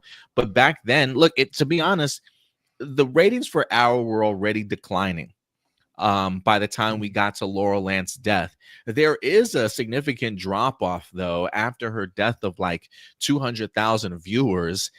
You were sitting in like the 2.2 million viewers. And then after her departure, the show kind of drops to like 1.9, 1.8. So there is a further sort of fall off for it, but the show itself was kind of already in decline. But I do think they could probably have felt maybe the pushback that fans gave to her. Marcelino does say in one of these comments is the writers of Arrow literally said that they did not plan in advance on who would die at the gravestone and decided Laurel at the last minute. I hadn't seen them say that, but if that's in fact true, man, that's first off terrible forward thinking and just a terrible way to kick somebody off of a show if you have to come up with it. It makes me feel like they probably wanted Felicity, but decided, we can't leave off Felicity. Let's go ahead and kill off Laurel. And it was probably the bigger mistake of the two, if you ask me, because I do think Felicity wind up helping drag down season 4 even more than what they did. So yeah, I can see it certainly being a mistake in hindsight. But I will say the dominoes that fell and the return of Laurel Lance, had she stuck on that show, I don't know if she goes on to become as popular as Black Siren as she did, along with the growth of Sarah, not only as Black Canary, but also as White Canary. So I think everything certainly happens for a reason. But for me, I'm not one of those people that were crying for Laurel Lance's death, unfortunately. But I'm glad that she returned for sure. Yeah. Final thoughts on it. So yeah, I think actually, never mind. I was going to go on a tangent, but I feel like it's not really relevant, so never mind.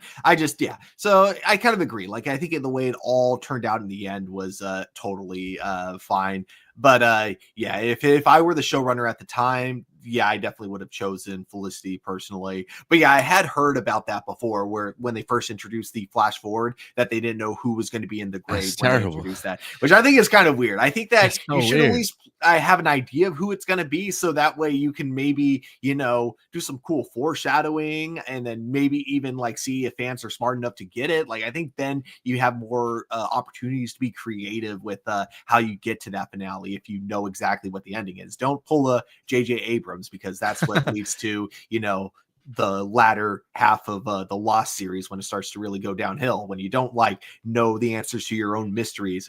You get Rise of Skywalker. That's what happens.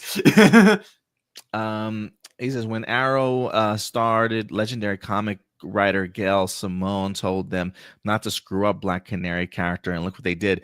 I don't think they screwed her up, though. I don't think that they screwed her up. I mean, again, I always personally, I guess to me, I don't. And I say that because, again, I always viewed Sarah Lance as the Black Canary. That's who they first introduced us to. They tried to give that moniker to Laurel, and for me personally, it didn't work.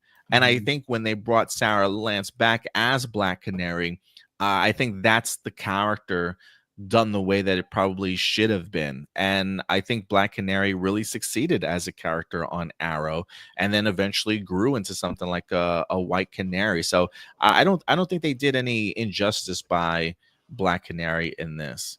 But that's just me. He says the point of her addiction in season 2 is that she becomes more likable. That's how character growth works. No, I understand how character growth works. It just didn't work for me. It just didn't work for me. I didn't really care, honestly. I don't want to say I didn't care.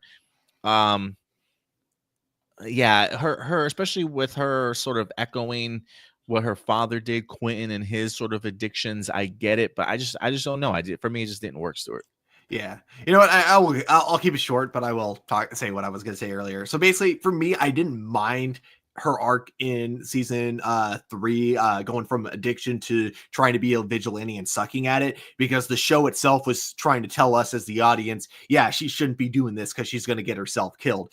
Whereas, like, I think the reason I didn't like Felicity in season 4 was because it was like Felicity was an asshole, but the show constantly was trying to tell us, oh no, she's right in this argument. Oliver's in the wrong, you know. Yeah, It's like he finds out like he has a kid, and then like not even 5 minutes after finding out, Felicity's like, why the hell didn't you tell me about this? And we're supposed to like be on her side about this. And I think that's what bothers me about all of season 4 of Arrow, is that they're constantly getting into fights where Felicity is kind of an asshole, and we're supposed to like take her side. I hated that. Yeah, it was weird. It was weird to me. It was weird.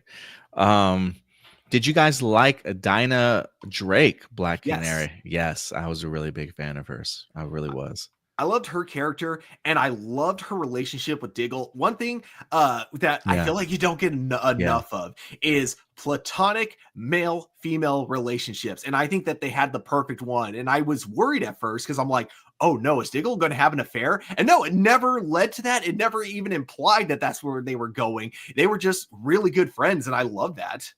Yeah, it's the point. Like, I think that's one of the reasons why I really wanted a was that Birds of Prey series that they were supposed to try and spin off to. Wasn't that something they were thinking about doing? Yeah, with it would have been Black Siren, Dinah Drake's Black Canary, and wasn't it somebody else? It was it's gonna be Arrow and the Canaries, because Arrow and the Canaries. That's right. Arrow and the Canaries. Yeah, that's right. Because I really wanted more Katie Cassidy as Black Siren. I really wanted more Dinah Drake as Black Canary. I think it could have been really something really special, honestly. So yeah, a little bit bummed that we never got that, but I was a big fan of Dinah Drake. She really came into her own, I thought, as a Black Canary. Yeah. I thought the pilot for the show was really rough, but I think it had potential. Yeah, I think it had potential for sure. But yeah, guys, let us know your thoughts. How do you feel about Katie Cassidy revealing and spilling some tea as to how she was departed? I think they did her dirty in the sense of how they revealed that all to her for sure. Definitely in the wrong there. But I'm curious how you feel her character arc and her story wind up ultimately playing out. Let us know your thoughts in the comment section box below. And Stuart, with that out of the way, let's move on to our next topic as we go from the DCU to the MCU. And for those of you who missed it, again, we did have our Daredevil episode number 4 review for you guys that dropped yesterday evening, as we talked about the return of Jon Bernthal as the Punisher. And Stuart, it was everything that I was certainly hoping that it would be and more. We've recently had talks about Jon Bernthal also returning as the Punisher in an upcoming special presentation, as he gets his own solo special presentation from Marvel Studios. And Jon Bernthal is back in the news this week to discuss not only his return to the series itself, but also teasing us about what to expect from his special presentation.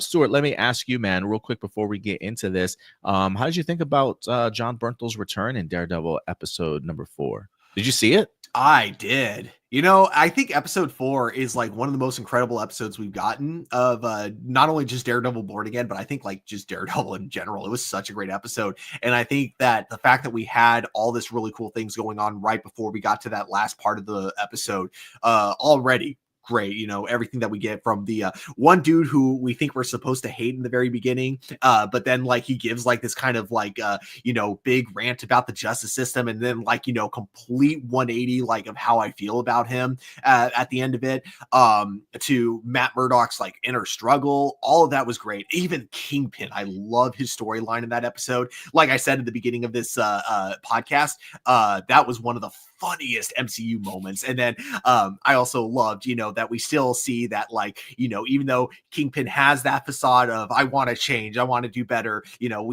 the show constantly reminds us he is still the same Kingpin from you know, seasons 1 through 3. And I love that. So all that was great. And then we had that icing on top of the cake, and that icing was somehow better than the cake itself. When we had Jonathan Berthal for that last scene and the moments that we got between him and Matt Murdock, I loved, and I think it also just kind of helped for anyone who hasn't been liking Matt Murdock throughout Daredevil Born Again, because he's a broken man. He's not the same Matt Murdock from Daredevil seasons 1 through 3. In fact, if anything, he kind of resembles more Daredevil season 3, like episode 1, when he again was kind of going through something very similar but for a very different reason. And I think Jonathan Berthal kind of like, it's so funny too, because this is kind of Jonathan Berthal like in real life, the way, you know, he talks to people on his podcast. Obviously he doesn't yell at people the way he did you know, in Daredevil. He's a very much more like he reaches out to people in a different way, but you know what I mean, like he knew exactly what Matt Murdock needed, and he counseled Matt Murdock in the only way he knew how, the only way that made sense for the Punisher to do it, the only way the Punisher would know how. And I thought it was great. And I love kind of seeing him like broken like this. He's trying to help a broken man when he himself is broken, and we can see all this in just the 5 minutes he's on screen. We get so much from that 5 minutes he's on screen, and it's incredible.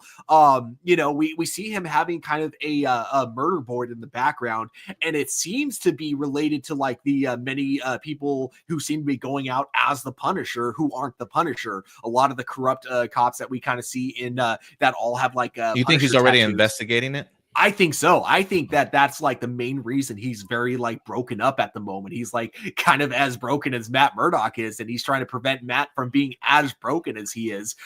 So I think that's why he kind of like brought that all out of him. But dude, that 5 minutes he was on screen, he gave a Emmy-worthy performance. Like, holy crap. Yeah, I love that line when Matt's like, oh, so you're playing the victim here, and he throws his cup at him and he says, I never use that pussy word, or don't ever put that pussy word in my mouth, sort of thing. Talking about the idea of him ever playing victim to anybody is you know, something that he wouldn't even fathom. But I thought their interaction was incredible in here, and I love the fact that he really is able to tell the guilt and shame that that Matt is walking around with, and how he's handled the death of Foggy. One of the lines he gives in here that choked me up. I mean, I literally got choked up during this scene. It was just such an emotionally impactful. Is when he's talking about when Frank is talking about the idea of like continuing to hear his son talk to him, you know, and he's like, go get him, daddy, sort of thing, right? Like, get the people that are responsible for killing me. And he's like, that's all that I constantly hear in my head. And he's like, I'm sure you probably hear the same thing also, talking about how Matt has responded to the death of Foggy, and that line of, did Foggy get life? Oh my God, like that just broke me. And shout out to Charlie Cox, man, for just being able to tap into those raw emotions in there. But yeah, man, I think this episode challenged the judicial system, or just the system in general, how we view how courts and the system handle people, whether that be for something from petty larceny all the way up to, you know, manslaughter and murder sort of thing, right? What is justifiable? And I think that's what Frank really points out to Matt in here, in a sense of like, you know, look, man, we're just doing things two different ways. And how is that working out for you if you're still walking around with all this guilt on top of you? And I do love the fact that you've got somebody like Frank that can relate to Matt, but definitely that darker side of Matt that he doesn't want to sort of tap into. And that bitch slap I thought was fantastic. And he was so reactionary with it. It made me like, I was drinking something, I literally spit it out because I was like, oh my God. I couldn't believe it. But it's incredible. But John Berthal is back. Let's talk about it. Because we gotta before we get into it, just gotta point out a funny coincidence. The cup of coffee I have just happens to be in a Nelson and Murdoch Nelson and Murdoch mug. So just let me pull that out. Let me say that again. Yeah. Ooh, where'd you get that from? I don't even remember. Man, I've had this mug for so many years. I dig it. Yeah, just a fun coincidence. I dig it, man. Let's go ahead and get into this article real quick. Jonathan Berthal on his toe dip Daredevil return and no holds bar Punisher in the television series. Let's see here. John Bernthal's first time in the role. Berthal considers this just a toe dip for a reintroduction to the character.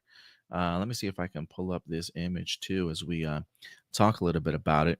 He says, it was like, let's see if this works, is what he tells Entertainment Weekly. Let's see if there's a real openness and a hunger to let Frank be what Frank is, which is dark enough to have the courage and boldness to turn your back on an audience and to make it difficult, to make it enormously psychologically complex, and to steer away from any cuteness or humor and to really go full bore.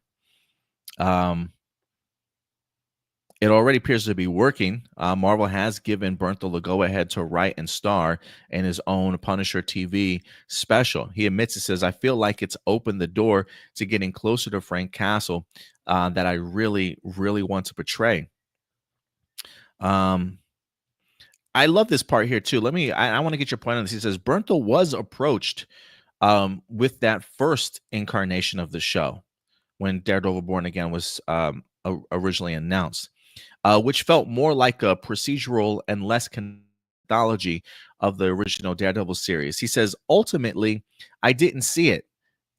I didn't see the version of Frank, and what they wanted from Frank didn't really make sense to me. And I thought would not appeal to the fans and wouldn't be congruent.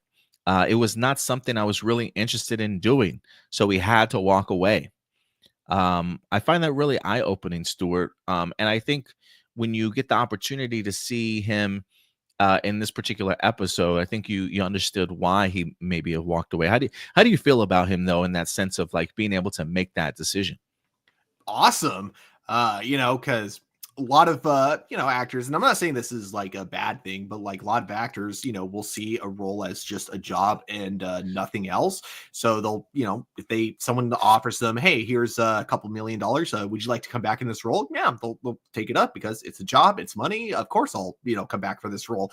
It even if the script sucks, even if it's something that the fans don't necessarily want, I need to pay bills. And again, I don't want it to sound like I'm saying that actors who do that are sellouts or cop-outs. Like, no, not at all. That's just, everyone needs to eat, basically, is what I'm trying to get at. So when you get an actor who really is passionate about the role, like Jonathan Berthal here, I think that's actually really cool of him to be like, yeah, I'm stepping away because this isn't really, what this doesn't really relate to my character, and it's not what the fans want. I think that's really cool when you can do that.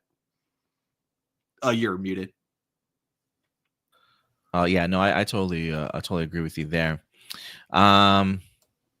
He says when they did the rewrites, he says they really brought me into the conversation. We really got specific about where Frank is psychologically, where Frank is physically. He says, let me see. He says, sometimes you have to be very, very clear with your intentions in this business. You can't get confused with how much you love something, how much you love playing something, how much you want to do something. You got to make sure you're serving it. You got to make sure you're doing justice to the people that believe in it and doing justice to the iterations that have come before. And yeah, every time I listen to him talk about the idea of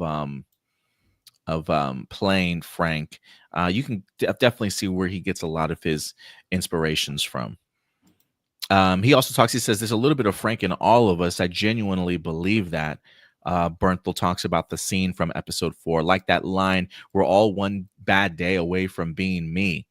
He says, I think that Frank is seeing himself in Matt, and Matt knows that he's seeing Frank in himself, and there's a glee in that. But also, Frank really has no time for the gray. I love when he says, I've got no time for your superhero bullshit or something like that. I can't remember what he said, but it was fantastic. He says he has no time for figuring things out or obsessing over things. Frank really believes that the back and forth and twisting and turning that Matt does is antithetical from his truth, and he knows it. For Frank, there's nothing like having that bit of wisdom over Matt and torturing him about it because he knows that he's right. Yeah, it's pretty impactful stuff. Mm-hmm. He does also talk a little bit about the upcoming special also. He goes on to say, I went through the process. I went in, I pitched it, I gave an outline before I even put pen to page, and I felt like I did not want them to just hand it to me. They had read some of my writing, asked to come and do a pitch, so I did, and they've held me accountable to every step along the way. I really want to earn this, and I really want this to be good. The story that we've laid out is, I think, very special. It's the visceral, psychologically complex, unforgiving, no holds bar version of Frank, where he's going to turn his back to the audience and nothing is easy and all violence has a cost. And we're going to see that cost. I'm grateful that they're letting me go to places that I really want to go. Yes. So yeah, man. Yeah, that sounds like everything that I want from a Punisher special feature, to be honest with you.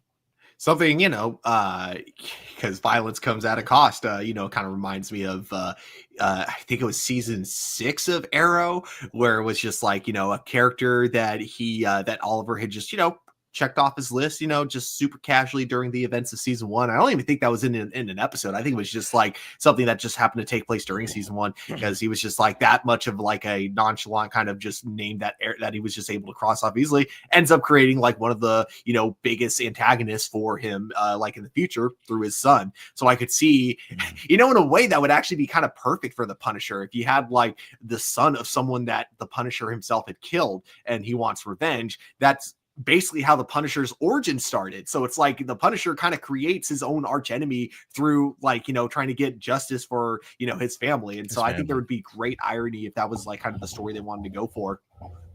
Yeah, I mean, I like the notion of like all these deaths on your hands.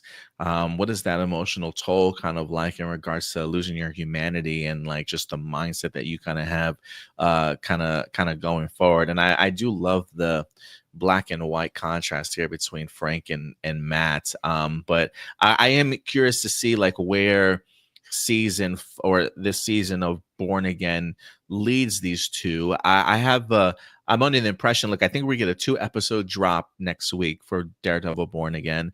I think it's probably going to be very Daredevil and Punisher heavy. But I am kind of curious as to if this will open up sort of a launching pad towards where Frank certainly goes next with his story when it comes to the special presentation. But I'm trying to think if Jonathan Berthal has written anything before, like if he's actually written in a comic book, similar to how like Aman Vellani, who plays Miss Marvel, how she's got an opportunity to write some Miss Marvel comic books. I wonder if Jonathan Berthal as the Punisher has ever had the opportunity to do that or not. But look, there are very few people that encompass their characters so extremely well. And I think Charlie Cox is starting to get into that role of Daredevil, very much how I view Robert Downey Jr. as Tony Stark or Hugh Jackman as Wolverine. Same thing, maybe even with like Patrick Stewart as Professor X almost. I'm starting to view not only Charlie Cox as Matt Murdock Daredevil that way, but I think if Jonathan Berthal continues this path that he's on with the Punisher, and I think it's also too because of just the deep appreciation he has for the character and doing his research and actually going to veterans and people that have been in these kind of situations and trying to understand what their mindsets are and channeling that through Frank Castle, when he talks about servicing the character and being true to the character. I think he's in the process of putting himself up on that realm too, in the sense of, maybe you could probably find, I don't know, maybe you can find anybody to play the Punisher, but I think after John Bernthal's role is done, I have a feeling that we might view him in that same category too. But that's just me though. That's how I feel about him as Frank Castle. 100%. Also, there was a comment in here that I, oh man, where was? Oh yeah, I want this in the future. I want to see Yeah. with Frank and Bucky together, both of them being counseled by Captain America. Yes. Have Sam be the counselor. Oh man, I need that scene. I need Yes. that scene to happen. Especially with the growth that Bucky has certainly had after being the Winter Soldier. One, I would be curious to know if John Berthal in his time in the army and all his time, doing these missions, if he's ever heard of the Winter Soldier. I think that would be a really great sit down therapy session. You know how we used to get those Marvel one shots? Can I get that as a Marvel one shot? Oh my gosh, yes. I don't even care if it's canon or not. Give us that. Care. Yeah, I don't care. I need that. I need that as a one shot now. Yes. But yeah, I think I totally agree with you, Tony. I think he would relate to Bucky really well. Mm-hmm. All right, guys. But yeah, let us know your thoughts. What's your level of excitement for a Jonathan Berthal-led Punisher revive or special feature? And what did you guys think about his return in Daredevil Born Again? Let us know your thoughts in the comment section box below. And with that out of the way, let's move on to our next story here, Stuart. We'll see how quickly we get through this one or not. But look, I believe, if I'm not mistaken, Stuart, Mm-hmm. I thought that Saw 11 is in either your honorable mentions or your top 5 most anticipated movies for this year. I can't remember where it landed on the list. But we are getting some news here. Even though this movie was announced a while ago, it seems as though development on the next Saw movie has kind of hit a little bit of a dead end, to the point where it has some people wondering, 10 movies deep, is this the end of the Saw franchise, or is this going to be just a bump in the road? A lot of stuff has been going on behind the scenes to delay this, and let's dive into this, man. This is from the Hollywood Reporter. Saw 11 stalled amid inter-squabbling. Although it is set to hit theaters this fall, the Hollywood Reporter has learned that the horror sequel has dealt with setbacks. They just can't get on the same page. Let's see what this says. It says Hollywood Reporter has learned that zero progress has been made on the next installment since writing partners Patrick Melton and Marcus Dunstan turned in a draft back in spring of 2024. We haven't heard anything since May, says the Saw 11 screenwriter Melton, who has been involved with the franchise since 2007 Saw, what's that, 4? It stalled at a managerial level. It has nothing to do with creative or anything else. There's higher level things at play here. I always leave it up to managerial level, right? This is why I can't stand CEOs, man. But I'm trying to see if there's Lionsgate did not respond to requests. Let's see. It says Melton points out that Saw X did well and that the team has a concept that they're proud of for the next movie. They intended to tackle a timely topic, although plot details have not been shared publicly. The writers liken the new project's premise to the timeless 2009 release of Saw 6, in which health insurance executives are targeted. I John was literally Kramer. just thinking that in my head, is like, as you were like mentioning studio execs pushing it back, I was like, wonder why. And then I'm like thinking, who are the people that Jigsaw targets? And then realizing, oh, and then current events. Okay, I could kind of see like studio executives being too like cowardly to like to, even though that's kind of what the plot of Saw yeah, which one? 6? It was 6. Yeah, that's right. Yeah, it's the plot of Saw 6. So you've already had a movie like that out there. So it's like, I don't know. Sorry, I keep going. No, you're good. Yeah, it says Saw 11 may or may not be made, but we have a very timely story in it, and I hope it gets made just because of that. It taps into the same themes of Saw 6, where you're a citizen, you feel angry and frustrated with something, you feel like you can't do anything, and John Kramer's going to do it. Adds the writer about Saw 11, the reason it's held up is just there's inner squabbling between producers and Lionsgate. They just can't quite get on the same page. Stuart, I think you might be onto something there. Yeah. I'm starting to feel like, just listening to this and reading this, it feels like there is another premise, and maybe they feel like, just because where we're at as a society is very volatile, maybe they're afraid to put that message out there this time around. And maybe the producers are like, no, we don't want people feeling some type of way about us. Yeah, exactly. You know, this might put a target on our back, sort of mentality. So no, we can't push this story into the public eye. You being the big Saw fan, because I fell off a long time ago, man. I am curious to how you feel about this story now. Dude, so like hearing about this it's just gonna make me mad that we're not getting Saw 11. Do you think it'll happen? Do you think it'll eventually happen, or no? I hope it does. Or at the very least, I hope that if it does, that they're still able to tell like this type of a story, something, Not that like feels rewrites now. Yeah, something that feels, even if they have to rewrite it a bit, I just want it to feel like it, because it's all obviously it's going to have social commentary in some way, shape, or form. Most horror movies do. My hope is that if they have to change something because studio execs are making them, they can still have the message feel relevant and timeless at the same time, which is kind of like something that some Saw movies do and some don't. What I like about the Saw movies, about Jigsaw as a character, is that you can't really root for him all the time, because not everyone, to my opinion anyways, not everyone he captures deserves to die. But I'm sure there's some people that say, oh no, if you're depressed you deserve it. It's like, no, I just need counseling or something. But then you get movies like Saw 6 where it's like, no, I think these people actually kind of deserve what they have coming for them. Not that I'm encouraging it. Just want to make sure everyone is clear on that. I am not encouraging it.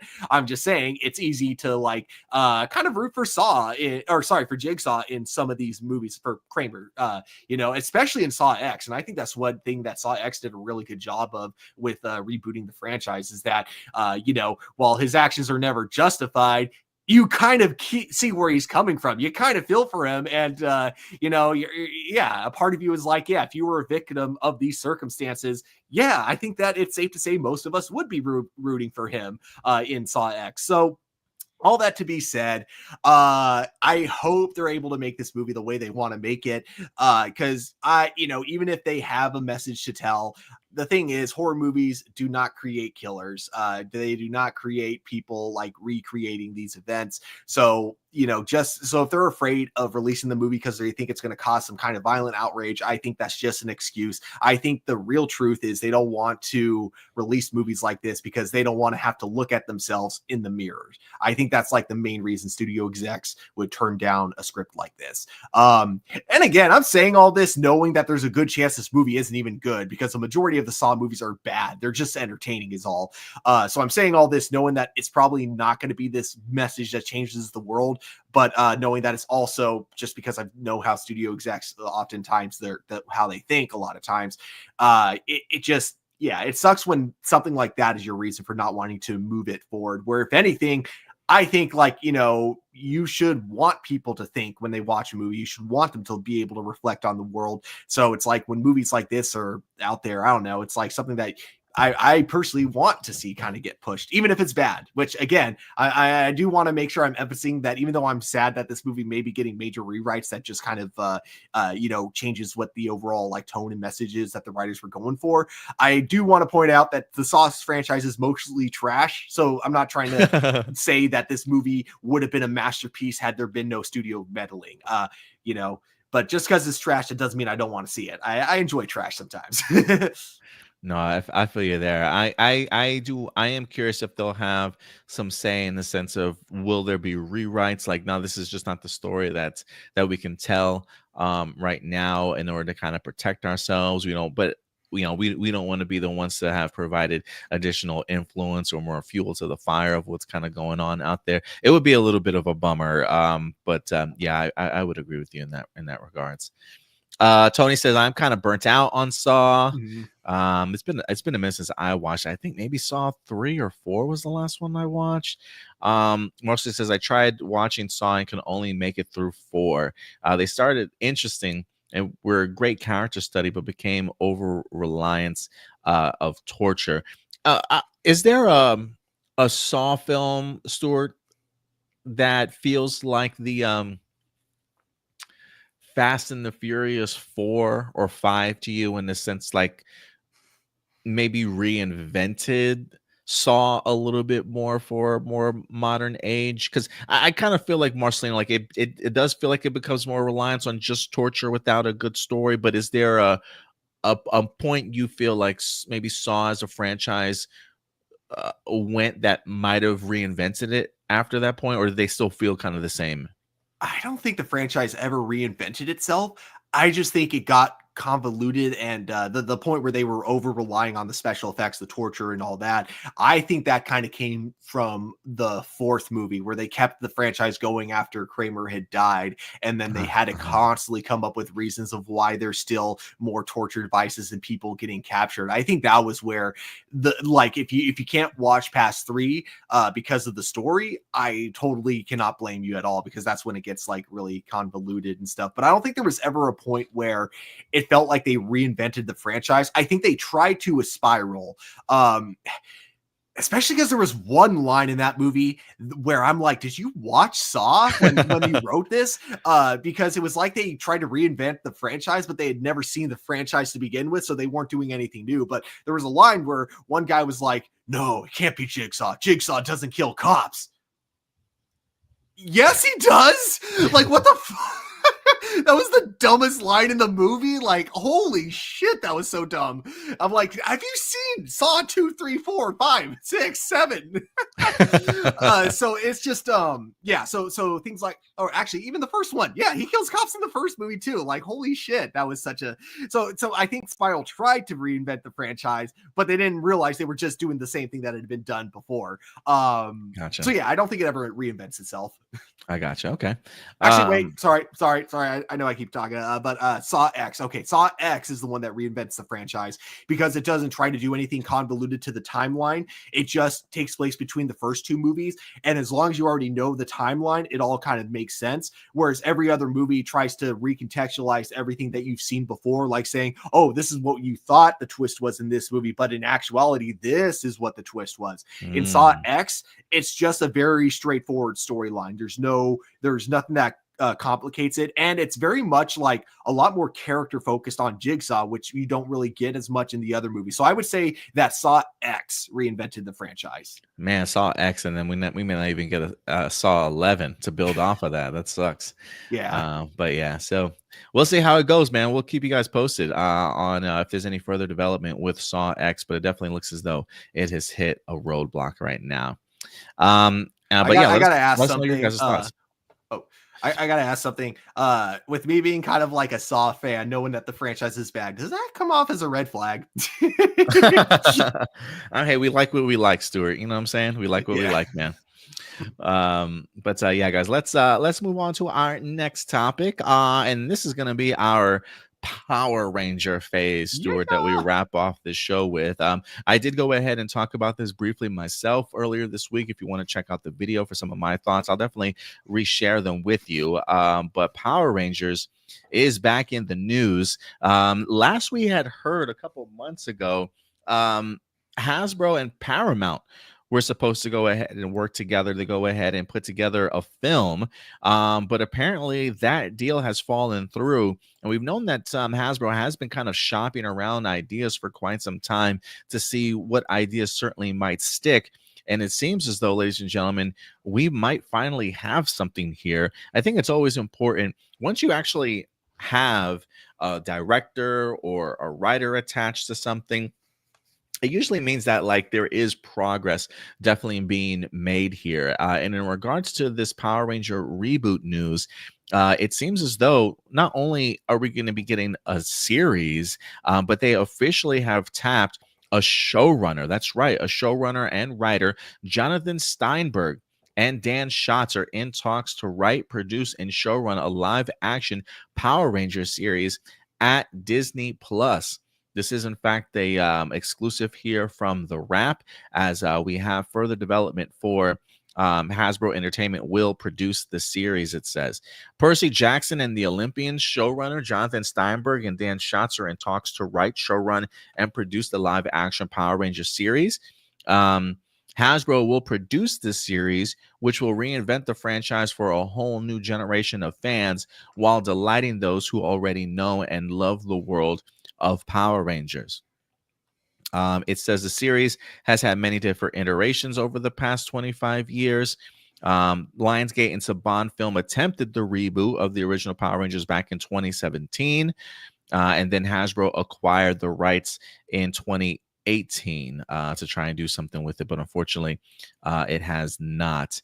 So yeah, they've been a little bit all over the place, but Steinberg is currently co-creating, executive producing, and showrunning Percy Jackson and the Olympians for Disney Plus, along with his partner Dan Schatz. It has just wrapped its second season and has been renewed for a third season as well. I am kind of curious as to if Jonathan Steinberg and Dan Schatz will help them film season 3 or not, or if they've already departed the franchise after season 2 in order to tackle Power Rangers. I'm not quite sure on the timeline of that. But Hasbro has not given up, guys. They have landed a showrunner, writer, and producer, which I think is a really great first step for them to something actually coming to fruition here. I've talked a little bit about this already, Stuart, so I am fascinated by your thoughts on this. I have looked up some of Jonathan Steinberg and Dan Schatz's previous work. I know they've worked a little bit on the Apple television show C with Jason Momoa. I think they were also part of a pirate show called Black Sails. It sounds familiar, but I don't think I've actually seen it before. And one show that I remember from the early 2000s or mid 2000s was Jericho. I think that might have been a network television series. But these two men have always closely worked with together in combination. And their most recent work was season 1 of Percy Jackson's and the Olympians. How do you personally think this fares for Power Rangers going forward? Okay, so I haven't seen, the only one I've seen from them is Percy Jackson season 1, which I thought was absolutely incredible. So they definitely know how to do action scenes, which is one thing that I can say you definitely need. They know how to do character drama, which is something I want to see a bit more of if we're doing like a full-on reboot. I hope we get some, good, and I mean like good character drama, not the forced kind of drama like you would see on the CW. So I think that like we got a good team behind this, especially if they want to go with the high school teenagers with attitude, because we're looking at Percy Jackson, where most of the kids are like, I want to say 13 years old. So it's like these are people that know how to write younger characters as well and make them feel relatable, despite the fact that their stories are larger than life. So I think we have we got the right showrunners for this. I love the idea of it coming to Disney Plus because we know that at least the budget's going to be there. The two things that concern me, one being the Disney Plus format in terms of like episode length and overall season length and longevity. Are they going to write this as kind of like the MCU shows, where it's just a movie broken up into 6 parts, and each part is like 27 to maybe 33 minutes an episode, which I hope they don't do, or are they going to do like the Daredevil Born Again route? And I don't mean like make it MA. No, I would hope that this goes for like, I don't want it to go for as young of an audience as the original show, but I want it to go, for a young audience, Percy Jackson audience, basically. I hope it's like that same exact target audience. But I hope they kind of go more the Daredevil route, where they write a full season and it feels like a TV show, where episodes are kind of more standalone,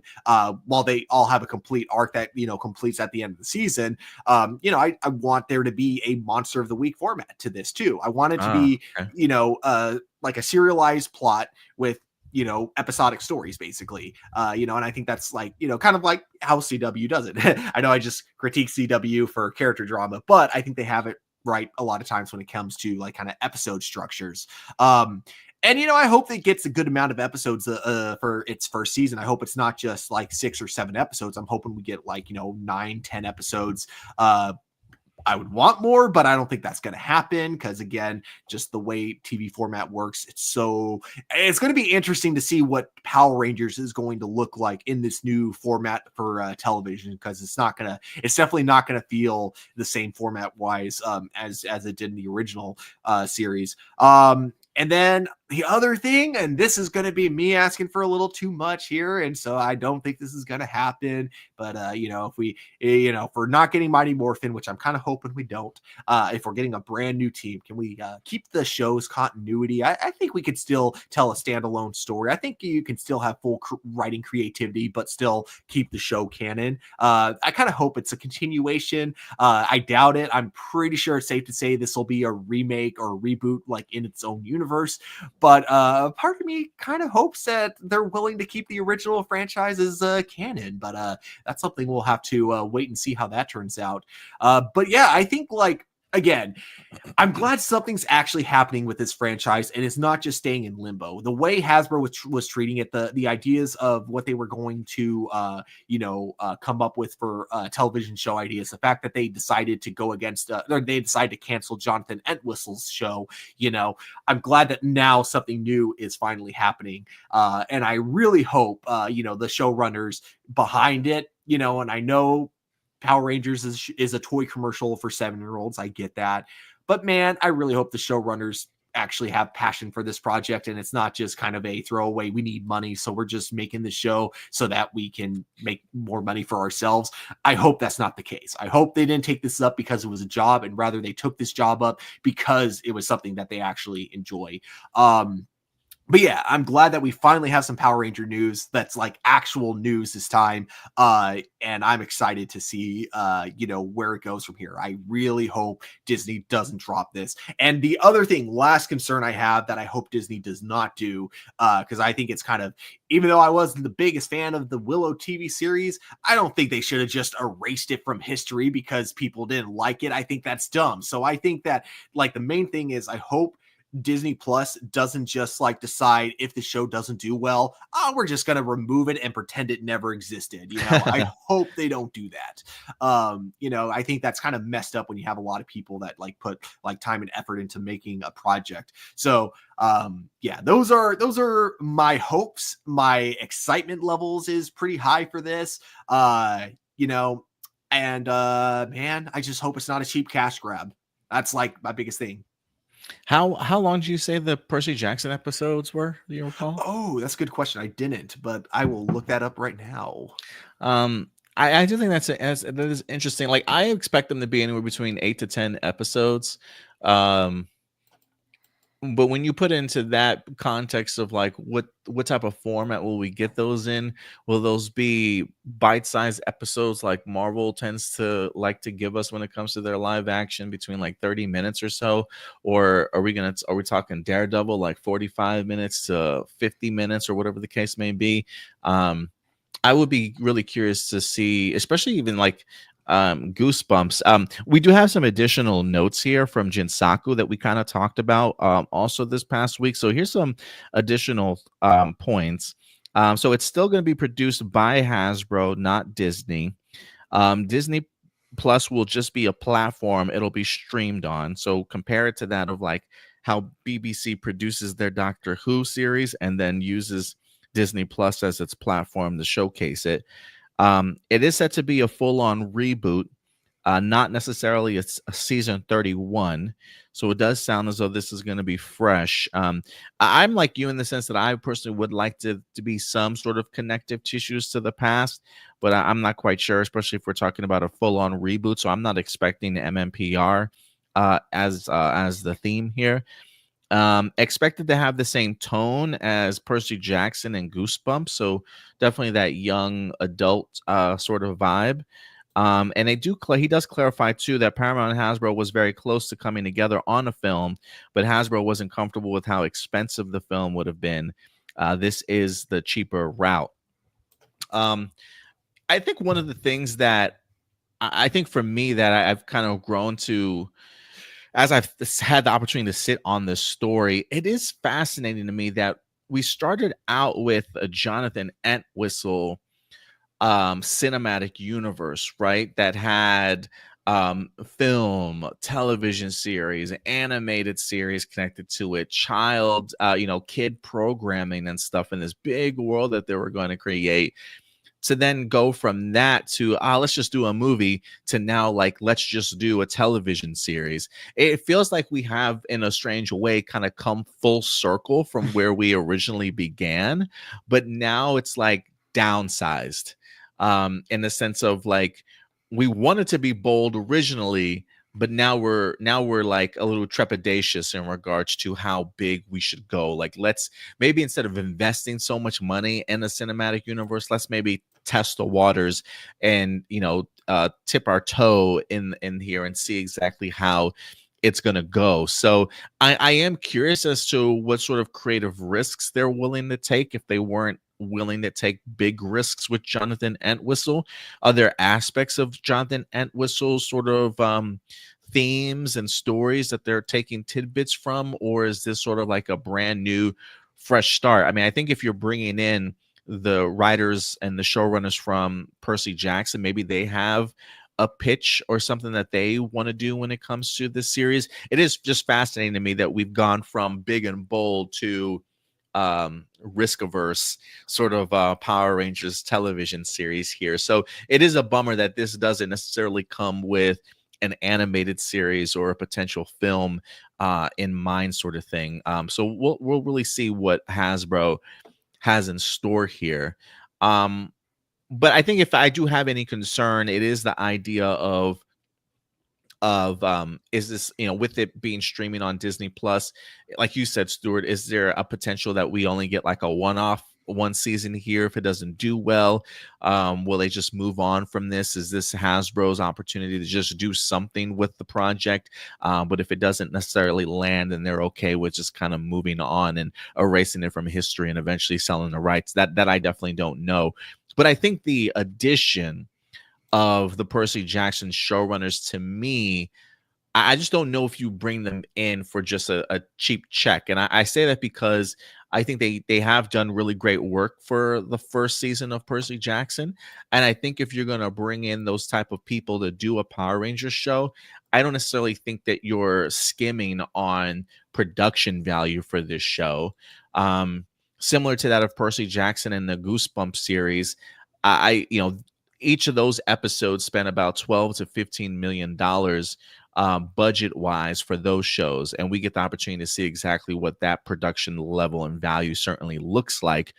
Whether or not Hasbro wants to produce a show for that much, or if they're going to go $10 million to $12 million, I still think regardless in that amount, you still have the ability to put together a really beautiful show. At least, like, if we look at Dino Fury or what they did with Cosmic Fury and Once and Always on a Netflix show on the budget that they had, but we now give Hasbro $10 million per episode, I do think the value is certainly going to showcase itself in this show. And I just don't know you bring on those showrunners to give you another Cosmic Fury or Once and Always level show. I think you're relying on some level of quality in here to certainly push through to the audience and grab attention to show that, look, we are modernizing it. How big of a risk we're going to go with characters and storytelling, that is certainly up for debate. But I just don't know if you bring these people on just for a quick cash grab. I don't know if that's what they certainly have in mind based off of some of their past work. So I am expecting a good, decent size budget to an episode that Power Rangers has never seen before, and people that hopefully have best interest in mind in regards to the value of the show and production of the show. So we'll see, though. We'll see where it lands. Definitely. We do have some questions in here. Tony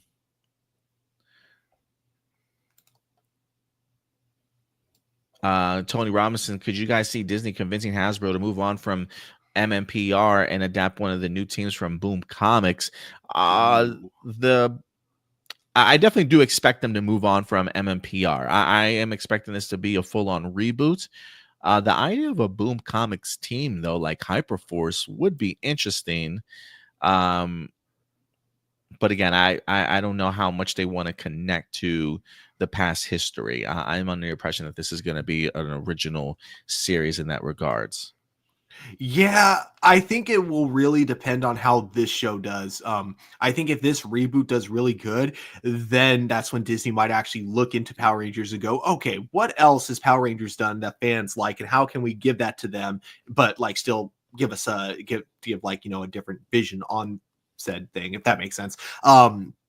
So I think, yeah, I think that it's a possibility, just not for this first season. Marceline says, I watched Diamond Rider's video and he says that this is very middle of the road because they're not trying to put all their eggs in one basket. I don't necessarily know what that means, that they're not trying to put all their eggs in one basket. Maybe because they're not taking the necessary risk that we talked about, as far as like doing a film, animated series, like all the big risky things that they were talking about before. Maybe because they're not trying to put like all of that into this, so it feels a little bit more diluted. If that's what he's referring to, then yeah, I can understand that, because it is very risk averse compared to what they originally certainly had planned. But yeah, I would like to see them do other things like an animated series too on the side. But again, I guess it would be like, what is the story that you're trying to tell here, and are you just kind of testing the waters?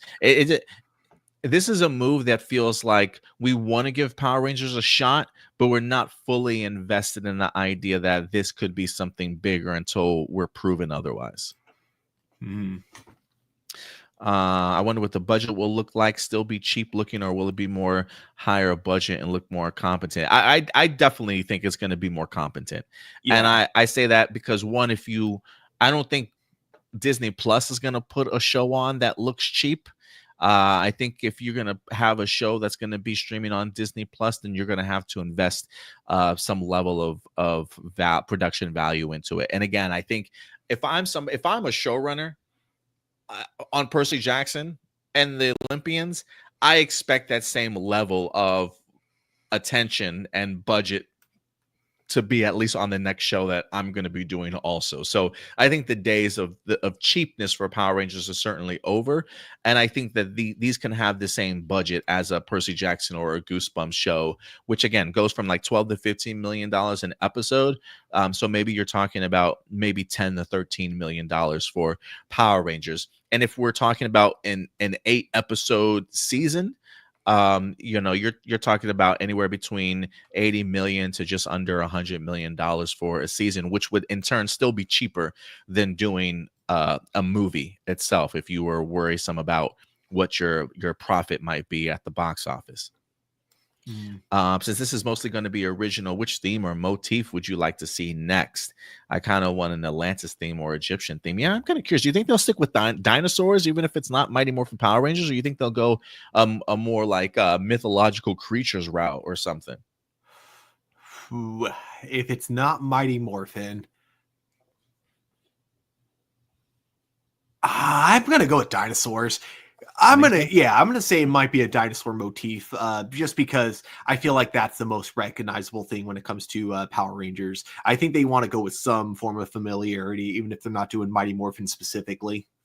I'd be open to mythological creatures if they wanted to go that route. Give me a kraken. That would be cool. Give me a griffin.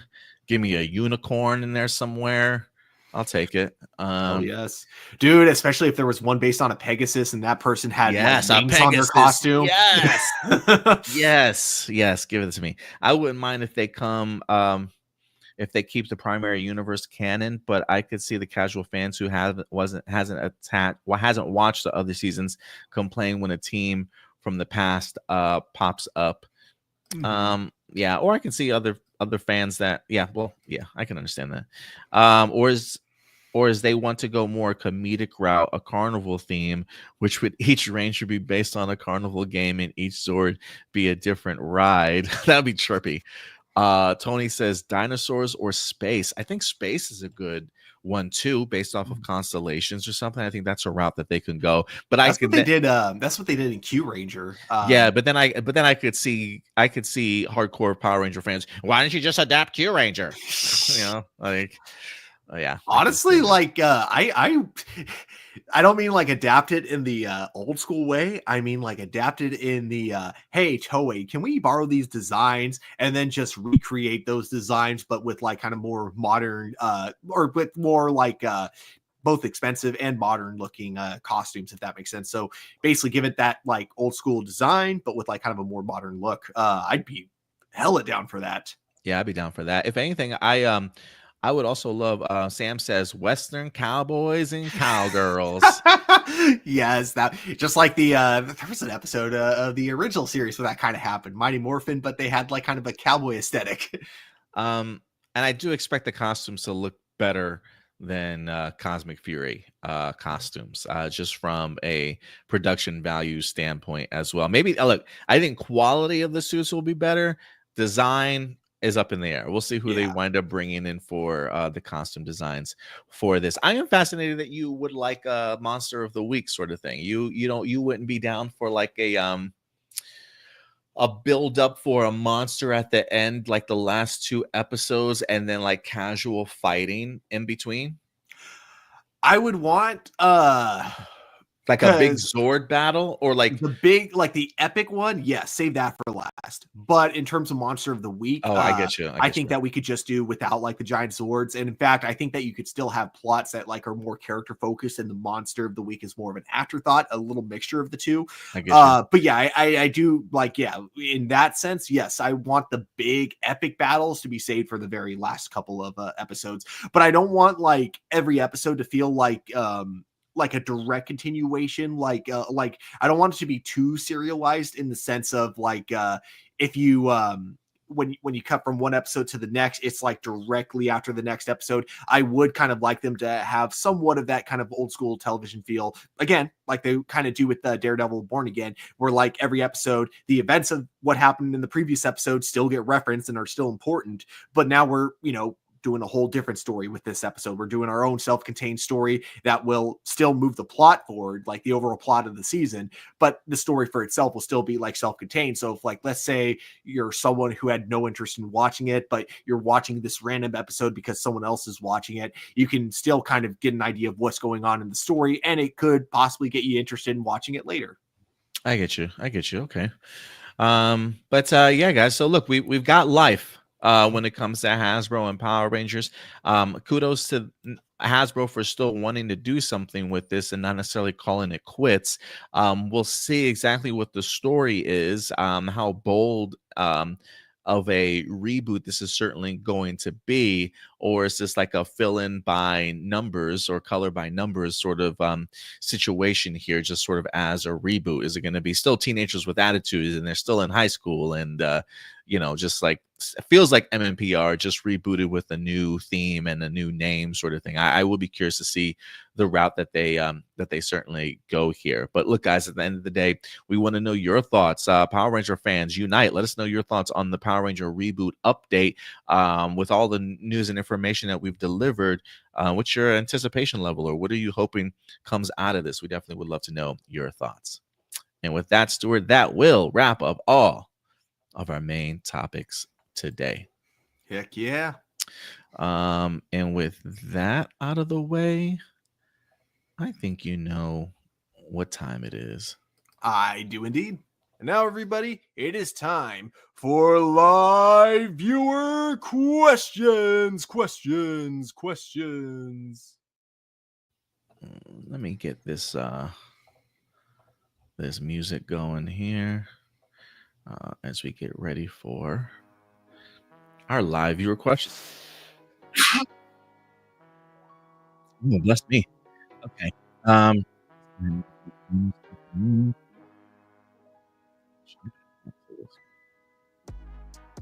You guys ever have any live viewer questions? Still adjusting. It sounds like. Can you hear me now? Oh, yes. Check. Okay, cool. If you ever have any live viewer questions, all you got to do is every Saturday afternoon or evening, we will drop a live viewer question post. Just go over to our main page right here on YouTube. Click on that post tab as you see there, and live viewer questions is available for you guys. So let's go ahead and break this down. Let's try and get through these relatively quickly if we can. Up first, Jessica Friedman. Do you think Cora will have her own sequel movie one day, Stuart? I will say it you know what? Same answer I kind of gave with one of the questions relating to Power Rangers. It will depend on how this Avatar movie does when that comes out in theaters. Guys, when this movie comes out, the Avatar animated movie, see it. If you want more Avatar content, whether it be for Korra or Aang or even the new Avatar that's coming out, watch this movie. Let Disney know that this is what you want. So yeah, I think it's a huge possibility, but it's really just going to depend on the success of the upcoming Avatar movie, which I think is still slated to come to theaters this year. Would you like to see Yu-Gi-Oh anime series starring the OG cast?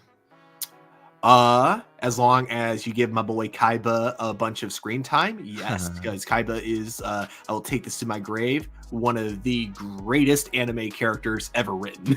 Nice. I love it. I love the commitment. Marcelino, when it comes to Flash season 3, the biggest disappointment was Flashpoint being one episode. Many thought it would last the entire season. I thought it would too, or at least be the first half. However, even if Flashpoint did last as long as we speculated, a problem I noticed is how it affects the rest of our verse. Unlike other events, Flashpoint would have also affected the characters outside of the Flash. Supergirl and Legends wouldn't be affected since the writers could just say that they're either on another world or displaced in the time stream for why they're not affected. Arrow, however, takes place concurrently with Flash. So how would Flash season 5 be structured? Would season 5 be entirely set in a Flashpoint timeline, and once Flashpoint is undone, season 6 is then written as the new season 5? Would the Arrowverse writers just not care about incorporating Flashpoint and just write season 5 if it wasn't set in Flashpoint? Would Flash season 3 have to air its episodes earlier so as to not cause contradictions with the other shows if it aired concurrently? That is a good question. I would have done it so like Flashpoint's doing its own thing and then Arrow does its own thing and they don't connect until Flashpoint is over, because I knew it wasn't going to last more than 8 episodes, because obviously episode 8 is when they always do the crossovers with all the shows. But I think like for the first like 5 or 6 episodes they could have had Flashpoint going on and then Arrow could have been doing its own thing and no one would have questioned anything about them, not mentioning anything going on, because it would have just been easy to assume that Arrow, I don't know, like I'm sure people would have complained about it, but I would have just gone on to the assumption of eventually Flashpoint is going to get fixed and we're watching what the Arrow universe is looking like after it gets fixed, basically. Yeah, I kind of like that headcanon in the sense of like have that be the first 8 episodes up until like the mid-season finale or something like that and wrap up within that time period. And then the events of Arrow season 5 would have just been after the events of Flashpoint. And I think from a writer standpoint, season 5 doesn't necessarily have to reference anything unless there's an appearance of the Flash, or even when you get to the crossover events, then maybe, Oliver can say something about what happened in Flashpoint, in the sense that those events did happen, but season 5 is just taking place technically after that. So you would just assume that season of Flash takes place before season 5 a little bit. So I do think that there's creative ways that they probably could have worked around it a little bit if you wanted to, but yeah, maybe not for the whole season of the Flash, but maybe the first few episodes. More than one would have been nice, that's for sure. Definitely. I'm so sorry, but I will be right back. Yeah, no problem. Have you read Teenage Mutant Ninja Turtles comics from IDW? They are praised as the best interpretations of the TMNT franchise. I have not. I've actually not read TMNT comic books, honestly. Maybe like 1 or 2 here in my lifetime, but I always was more of a movie and cartoon person myself. I have read some of the original Kevin Eastman stuff, again maybe just like 1 or 2 comics, but never really read it on a continuing basis. If there is, I will say this, if there is any comic I do want to pick up, it is The Last Ronin. On my TikTok, I swear I get commercials for the Last Ronin paperback of the entirety of the story. there is a part of me that wants to pick it up. I think it's relatively cheap. I don't know how much TikTok Shop is selling it for, but the ad for the Last Ronin omnibus or story certainly comes on my TikTok from time to time. It's one that I want to read because I know the premise of it. I don't know the twist as to like who the actual turtle is that is the Last Ronin in that comic book. And with them talking about turning the Last Ronin into a movie adaptation, it is one that I want to go ahead and personally read before I get into the series itself. So I personally have not read it. Have you read the Gargoyles comic run? They essentially continue the events from the show and are written by the original creator Greg Weisman. Oh, that's cool. The first run was done by Slave Labor Graphics Comics, came out in the 2000s, and they completely decanonized everything from season 3, which Greg and his fans always saw as non-canon because Greg was never worked on the 3rd season and is badly written. The comics came back with a revival, this time done by Dynamite Entertainment. They have been back since 2022 and are still going this day with several spin-offs. No, I've never read the Gargoyles comic run either. I think maybe if they came out in 2000s, I don't know if they were maybe a little bit too cartoonish for me to kind of pick up. I'm very much I was always very much a Marvel, DC, Image Comics if we're talking like independent stuff. But as I got older, I don't want to say I veered completely away from a lot of the independent stuff. I started getting into some Boom Studio stuff also. Some Dark Horse comics every now and then, but I never really paid attention to a Gargoyles comic book run. I always saw it just as a cartoon, but that's pretty cool that they, ever since 2021, that they've actually come back. Like, if they're taking themselves legit seriously, maybe it's a comic book run I'll certainly pick up, but I had no idea there was even a comic book run for Gargoyles in the recent 2020s.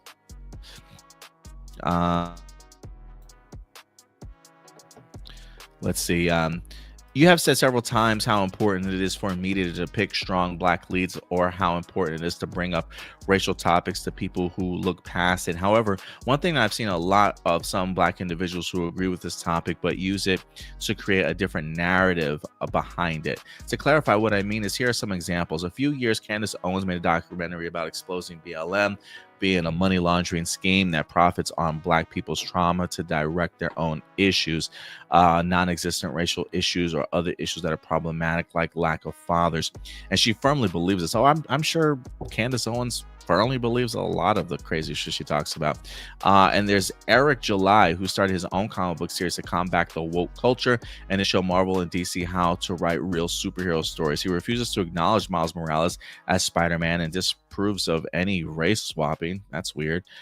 He believes that having a non-white character take up the mantle of a white character is a form of token diversity, and puts down the non-white people because it comes across as a hand down. He believes it's better to write a non-white character with zero attachments to an already established white character, because then it'll be able to show their own strengths and their own stories. He believes that they made a Black leading fantasy with zero ties to Lord of the Rings, people would actually respect then, rather than using Black people as diversity tokens. This argument extends minority groups like women, LGBTQ, Asians, Muslims, and so on. So now here's my question. These people genuinely believe that what they're doing is helping the black community. Do they have a point to be made? I think that there is some I think that there is some truth in that, in the sense that I do believe that we should be out there trying to create certainly our own characters from our own society and whatnot, and making them certainly strong leading characters in their own rights without being necessarily dependent on other characters to kind of help sort of prop them up a little bit. So I do think that there is room in the culture for that, and an appetite for that. I'm not disproving that whatsoever. My question is, though, my pushback would be, why can't we do both, though? I don't believe that there's an either or that works best or doesn't work best. I mean, he can disprove he wants Miles Morales all he wants to, but the truth of the matter is, this is the first time in a long time that we've been able to attach a character outside of Peter Parker to being Miles Morales, to being Spider-Man, and that is Miles Morales. I mean, the growth of Miles Morales, the guy has literally gone on to make 2 incredible animated movies that have been really well recognized, and that's not the strength of because it's a Peter Parker's in the movie. That's the strength of who the character is and what they've built him up to. You know, I get the idea of like, you know, you want to create a black character that's not reliant on another person, but my position would also be, oh, we help prop him up because you have a well-recognized character that helps introduce us to a brand new character, and once we've been introduced to that character, then we take our own creative stances on who that character is, and we mold and we shape him into the character that we want him to be. So like Miles Morales stands on his own as a Spider-Man. When I think of Miles Morales, I don't think about Peter Parker. I think of Miles Morales as his own individual and his own story and his own struggles and what he certainly represents. And so he can refuse to acknowledge Miles Morales as Spider-Man all he wants to. But I think we have done our part in regards to lifting Miles Morales up to the point of being recognized as a quintessential Spider-Man in the world that we have these days, that people don't just necessarily see Peter Parker as the one and only Spider-Man, that we do have other options available to us. And if there's an argument that, you know, oh, well, we should have our own characters, cool, create them. But I don't think that takes away from the idea that Miles Morales has created his own path now as Spider-Man. He's being very much recognized, and now that we have somebody as Miles Morales, guess what? Now we can take that Miles Morales character and we can use Miles Morales to also create other black characters that will grow and become recognized and continue to populate comic books and things like that. So I get the idea of, you want them to have zero attachments, but I think there is something important about getting your foot in the door in the first place, because heaven forbid, I see independent comic book writers out there creating these individual characters that unfortunately just don't get recognized or have struggles of even getting and breaking into pop culture for some level of success. And so I think the idea of being able to utilize other big comic book characters to uplift diverse characters, make them their own to the point to where they're not dependent on the characters that once uplift them, and then use that position that we have to then help uplift other characters that are diverse as well. So this one or the other mindset, I think is detrimental to us, and I just think we can do both at the same time. But that's just how I personally feel. I think they have a point, but I think the point is short-sighted in the sense of it's important to have these other characters too to help push us into pop culture. That's all. Yeah, 100% agree. Like, you got your characters like Black Lightning in the DC universe, but then you also have your characters like Batwing, who, you know, was a character who kind of took up a Batmantle from Batman. You can have both. Yeah, and now he's gone on to do other things too in regards to maybe his own series from time to time, and I'm sure he helps also push forward other diverse characters as well. So sometimes, don't spit in the face of opportunity if it allows you to grow these characters to be more recognizable, and then at the same time helping create brand new characters also. I think we could chew gum and walk at the same time, sort of thing, Yeah. So yeah, it's like, well, yeah, definitely wouldn't have had the Miles Morales run of Spider-Man without Peter Parker in the beginning. I would say that now, where he's at now, he's his own character. He does not need he does not need Peter Parker to help push him up anymore. No, he is doing great on his own with his own animated franchise that is, to my opinion, still the best Spider-Man movie. Yeah, and he's gonna go on to eventually have his own live action film. You know, we can say we've got somebody of our own. Blossom, Disney having Power Rangers again. Holy mackerel. Holy macaroli manoli. Just hope they don't touch Tokuger, let alone the other Sentais. I had plans for those. I know it's all fan fiction and everything, but geez, oh Roxy, what will my friend and I do now? I think you're safe, Blossom. I don't think that they're going to be touching Tokuger or any other Super Sentai adaptations. I'm kind of under the impression that they are doing a full-on reboot and a fresh reimagining of it. And just to clarify, I know Disney having Power Rangers again is a big thing because we hear Disney and Power Rangers, but unlike the Disney era, Disney at that time was producing the shows.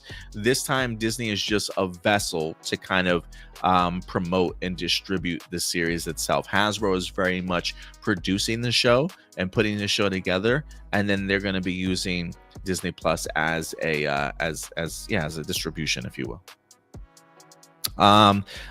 The most talented man in the world. If Stewie and Peter ran for president, if Stewie Griffin were unexpectedly elected president, his reaction would be a mixture of smug satisfaction and immediate ruthless implementation of his grand schemes. He'd likely deliver a victory speech filled with thinly veiled threats and pronouncements of global domination, all while Brian, his reluctant confident, rolls his eyes in the background. His campaign, ironically, would likely involve exploiting the very chaos he creates.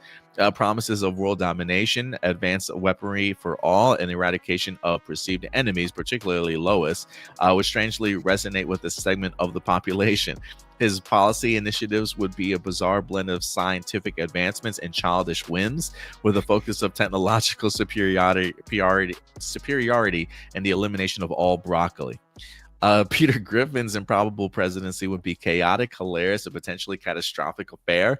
His campaign, driven by misinterpretations and impulsive decisions, would likely revolve around promises of free beer, endless chicken fights, and elimination of all chores. His victory speech would probably involve forgetting he even won, followed by a rambling anecdote about the time he thought he saw a talking dog. His policy proposals would be equally nonsensical, ranging from declaring war on the mailman to building a giant slip and slide across the nation. Given the stark contrast in their approaches, one must wonder which Griffin presidency, Stewie's calculated tyranny or Peter's accidental anarchy, will ultimately prove more detrimental to society. Okay. I think Stewie would make huge mistakes in the beginning, but ultimately, here's the thing that I gather from Stewie. It's been so long since I've watched Family Guy, so maybe I'm misremembering his character, is that he comes off as evil and diabolical on the outside, but then usually by the time we get to the end of every episode, we see he's not able to like actually go through with anything. Even the time he killed Lois, like that was all just a simulation. So the only time we really do see him unhinged, it's in a simulation where there's no consequences. So I think that like Stewie wants to be evil, but I don't think he's like as evil as he tries to come off. So he would do some messed up things in the beginning, but I think that he would have a complete 180, and then the country in the long run would be fine. Peter Griffin, however, he would be do you watch Smiling Friends at all? No. Okay, watch Smiling Friends. It is freaking hilarious. So episode 2, they had they had to make the president of the United States smile. And the joke is that he's just so dumb. And it's like, and him being president was like a fluke because he just happened to be the vice president for someone who died. And so now he's president and he's like the dumbest person ever. I feel like that would be Peter. He would make the decision so dumb. It would put our country like in such a bad place that we could never possibly recover from ever. Like there's a scene in the episode where he's like, I'm gonna be the money president, vote for me and everyone gets $1 billion. And then like someone's like, no, you can't do that, that'll crash the economy. Oh, never mind, everyone's gonna have to give that $1 billion back. And then they're just like, dude, turn on the news, it does not matter what channel it is. Suddenly like the entire world's in chaos. That's what would happen if Peter was president.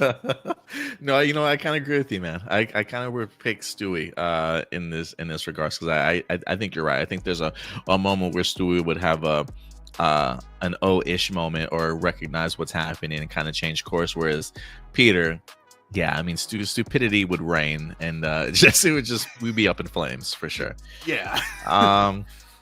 Shout out to 17 Samurai. What's up? Appreciate you certainly coming through, 17. Thank you so much. My friends call me Joseph. The journey of Kunal Nayar, who portrayed Raj in The Big Bang Theory, took an unexpected turn after the show's pilot was picked up. While his co-stars received their tickets to California, Nayar was left behind, facing the prospect of being recast. Network executive deemed his performance weak, a decision kept secret from the cast and crew. However, Chuck Lorre, the show's co-creator, upon discovering Nayar's absence, passionately defended him, insisting that Nayar was his chosen actor. Lorre threatened to take full responsibility if the decision failed, ultimately securing Nayar's place in the series. This act of unwavering support proved pivotal, as Lorre personally called Nayar, informing him of the situation and arranging his immediate travel and accommodations. Nayar, who had been unemployed for 45 days and was contemplating a return to India, was overcome with emotion, dropping to his knees and weeping upon receiving a call. This incident highlights the important nature of early television production and the crucial role of creative champions. Lorre's intervention not only saved Nayar's career, but also preserved the ensemble dynamic that would become a hallmark of the show's success. The behind-the-scenes anecdote, as recounted by Nayars, reveals the vulnerability of actor in often seen battles fought in the entertainment industry, ultimately underscores the importance of belief and advocacy in the face of adversity. Concerning the lasting impact of Raj on the show's legacy, one wonders what other iconic television characters were nearly lost due to similar behind-the-scenes struggles. That's a good question. I don't know of any other behind-the-scenes struggles that might have cost people their opportunity. I mean, maybe Katie Cassidy. I don't know. Yeah, that's one technically. Her coming back to the show. Mark Guggenheim realizing he made a mistake and brought her back definitely changed the trajectory of her career in the show for sure. I'm sure I'll think of a better example later, but since I can't think of a show at the moment, I'm going to go with a movie, which is Mallrats. So obviously Jason Mewes played Jay in the original Clerks movie, but when Kevin Smith did Mallrats, they wanted to recast him with Seth Green. And I love Seth Green, don't get me wrong, but man, that Jay would not have been the same character if they had cast Seth Green. So Kevin Smith basically begged the producers to let him keep Jason Mewes, and the producers said, fine, but you're paying him out of your pocket, and you're also covering his travel expenses. So basically, Kevin Smith had to, take money from his own salary to pay for Jason Mewes to be Jay for, Jay and Silent Bob. And I think that was a really awesome move on his part, because Jay is like one of the most iconic TV stoners, nowadays. So I don't think it would have been the same with Seth Green. Love Seth Green, but I don't think he could have done a good job as Jay at all. Yeah, I think that's a good one. I think it's a good call. Peg C, what are your thoughts on the Looney Tunes show and other Warner Brothers animation classics going to Tubi? Also, I think they're also trying to sell the Looney Tunes movie, the Coyote versus Acme movie. I think they're trying to sell it so that somebody actually can distribute it and showcase the movie. So I don't think that movie is gone, unlike that of Batgirl. But it is in line with the Looney Tunes show and other Warner Brothers moving to Tubi. I'm okay with it as long as they just don't. As long as we don't have Looney Tunes available, I'm okay, and it deserves to be out there. Exactly. I think it's dumb that they don't want to keep it on their own streaming service. But I just, as long as they don't delete it, because I love the Looney Tunes, so as long as they don't like completely erase it, then I'm happy, as long as I have a way to watch some cartoons. Yeah. Speaking of Coyote and versus Acme and Batgirl, did you see the earlier this week somebody leaked a stunt fight from Batgirl? Did you see it? No, I did not. I was going to post it on the Facebook page, but I saw that Warner Brothers was quickly shutting down those videos. So there was maybe like a minute long, maybe like 50 seconds or something like that of a fight rehearsal from the Batgirl movie. Looks like it was being filmed. They were filming it, but it was like the cameraman's perspective. It looked intense. They were like throwing Batgirl through different walls. She's trying to fight against these guys that are like twice her size, sort of thing. And she's fighting back and she's getting her ass kicked. It looked pretty intense. So I'm a little bit bummed. But they put a squash on that real quick. They did not want people to get the opportunity to see it. But yeah, it was out there for just maybe like a few hours though. David Zaslav's like, God, I just finished deleting all those angry emails. No. Yeah, for sure. Pexy says, Andre, the Black Nerd Comedy, mentioned in this video that there's two ways Hasbro can go with the Power Ranger reboot.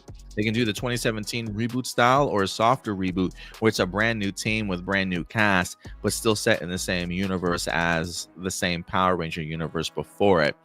What are your thoughts? You know, I like the idea of a softer reboot, brand new team, brand new cast, but still set in the universe as Power Rangers before it. I don't know. I think there's multiple ways that you go. I don't know if there's just two ways. Well, I mean, I guess those are two ways, right? They did do the 2017 reboot style, but I don't know. Well, I guess there'd be a third way. You do the 2017. Well, the reboot style was MMPR. I don't want that. I would be the third way would be brand new team, brand new cast, not connected to the universe, as the same as Power Ranger universe at all. So I think there are three ways ultimately that you can do it. I'm under the impression it would be the third way though. Do you think it'll be in the same universe, just a brand new team? And like, I'm not under the impression that it's gonna be a season 31. So when I think of it as not a season 31, I don't see that as being part of the same Power Ranger universe.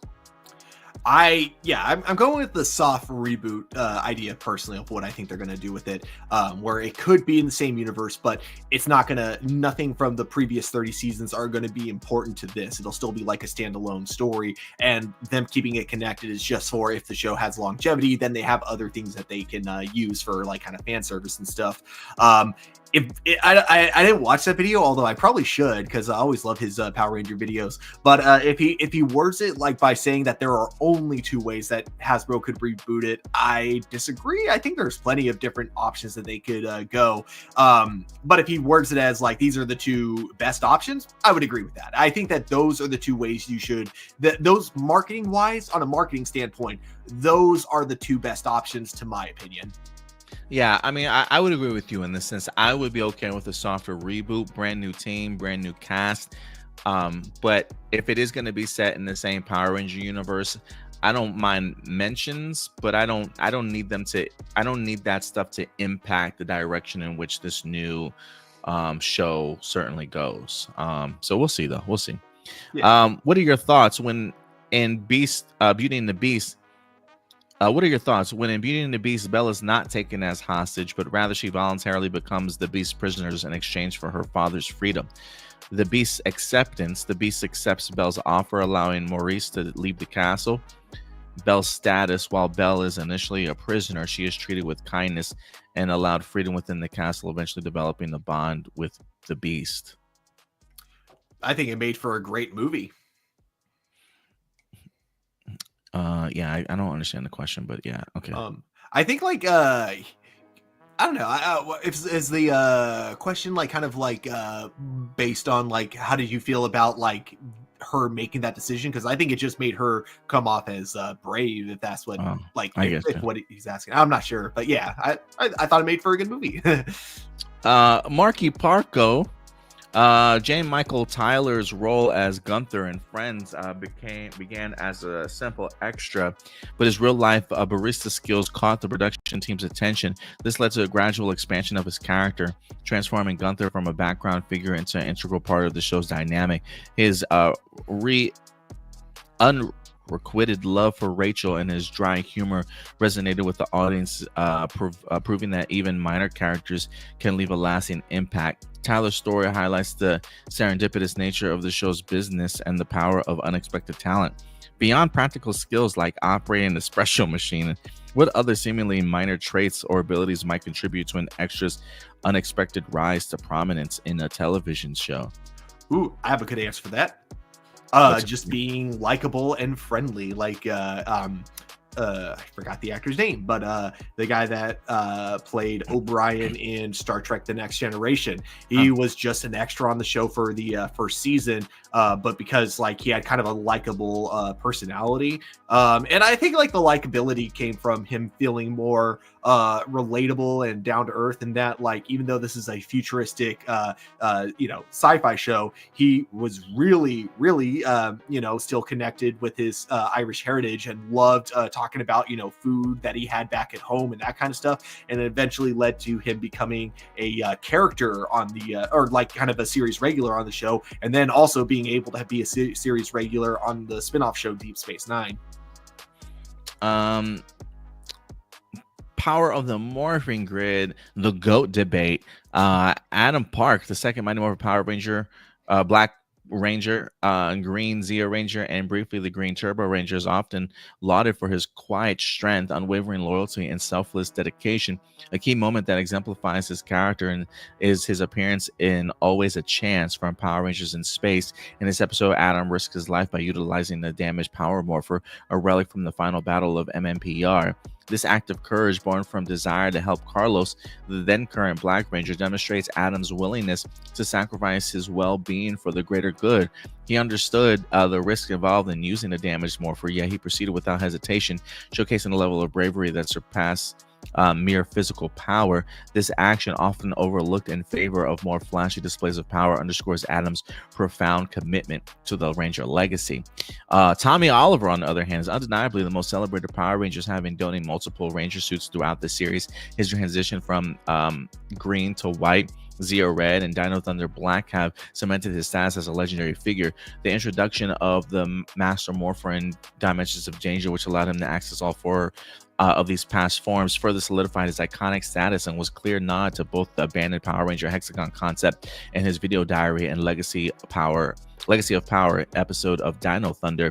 It's important to know, however, that Tommy no longer considers himself the Red Turbo Ranger, having permanently passed the mantle to TJ, which was further shown by both of their returns in Red Rangers and Forever Red. He never encountered his Red Turbo form in his coma during the Fighting Spirit episode of Dino Thunder, and never morphed as the Red Turbo in Dimensions in Danger via his Master Morpher. Given Adam's selfless acts and Tommy's expansive Ranger history, who truly embodies the ultimate Power Ranger spirit, and how does each character's legacy influence the perception of heroism within the franchise? Oh, they both empower it. I don't think it's either or. Who truly embodies? I mean, I think they both embody it in their own way. I don't think it's either or for them.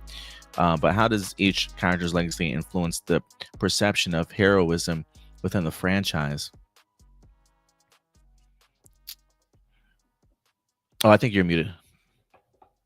So one thing with Tommy Oliver is that I feel like you could actually bring up Dino Thunder and say it's like actually not the case with Dino Thunder, because he is more one-on-one kind of personal. But I think like with Tommy, he tends to inspire like teams and groups of people, whereas like with Adam, from that episode that he had with Carlos and Power Rangers in Space, what I really loved about it is that it wasn't about him trying to lift the entire team up. It was just him trying to lift up the one Green Ranger. And I think like the way it ended up happening, because he doesn't ever try to talk down to Carlos for not for wanting to step back for like a brief moment. He never does anything like that, but I like how he inspires Carlos at the end with his actions and not with any like cheesy speech. It's like Adam going in with the broken morpher that inspires Carlos and goes, no, I can still get back up even after I've been knocked down. If this guy can go in with a broken morpher, there's no reason I can't go in, just because I got my ass kicked once. So I always really loved that moment with Adam, like the way he inspired him from just being there as a friend, basically. Tommy Oliver, though, I always think is great for inspiring a full group. He knows exactly how to inspire and motivate people as a group. You don't really see him do the one-on-one as much as you saw with Adam and Carlos. So I would say that they both have their strengths and weaknesses. I can't choose between either of them. They're both really great. Yeah, they were both really are great sort of thing, but I think you nailed it for sure. Side question here. Stuart says, I wish you answered my question on if you ever read the Gargoyles continuity comics or the IDW run on TMNT. You ever read any of those? IDW, if that was the original run on Ninja Turtles, yeah, I actually have that comic somewhere. I don't know where it is. I haven't read all the Ninja Turtles comics though. Like I'm kind of more like I was really into the old school ones. Like whenever I could find like reprints of those, where they had like kind of that like that edge feel to them, but it was more of a parody edge, if that makes sense. When they were kind of like a parody of Daredevil in the beginning. I love those Teenage Mutant Ninja Turtles comic books, but I haven't read. Apart from the Power Ranger crossover they did, the first one I haven't even read the sequel or the third one. That's I don't even know if the third one's out yet. Yeah, I haven't really read too many Ninja Turtles comic books besides the original run. As for Gargoyles, no, I haven't read the continuation comics of Gargoyles, but that's kind of cool. I didn't even know they existed. I know that Disney's been talking about rebooting the series, but nothing's come of it yet. Let's see here. Sam, hey guys, can't wait for the new series of Power Rangers on Disney Plus. Welcome back since RPM. He says, if Kamen Rider adapt in US, which streaming, Netflix, Amazon Prime, or even others? Oh, Amazon Prime, because they already got Kamen Rider Amazon and Kamen Rider Black Sun. I don't see why they wouldn't want to also adapt like the ones that aim for a younger audience. I like that. If I adapt Kamen Rider Kabuto, make Reboot to fresh start as Masked Rider Kabuto to make a god of speed the fastest rider to fight worms and other riders as well. I haven't watched Kamen Rider Kabuto, but maybe that's a good reboot starting point. Yeah, that or I think for me, 01 would be the perfect starting point for a reboot. But I'm just super biased because I freaking loved Kamen Rider 01. Doomsday, if the 2017 movie had been financially successful, how do you think Power Rangers 2 would have played out? Do you think Tommy, you think they would have gone green with evil storyline for Power Rangers 2?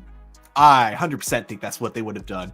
My question is, do you think Tommy would have been a guy or a girl? And I asked just because there were a lot of rumors that they had a girl in mind for Tommy, which would have been kind of interesting. I would have loved to have seen it as a female. I might have turned some people off, but I would have loved to have seen her as a female. We did see, what did we see? The varsity jacket, right? We had like Letterman? a name drop. Did we have a jacket? I forgot. No, I thought as like a post-credit scene, I thought there was like a varsity jacket, but maybe I'm tripping.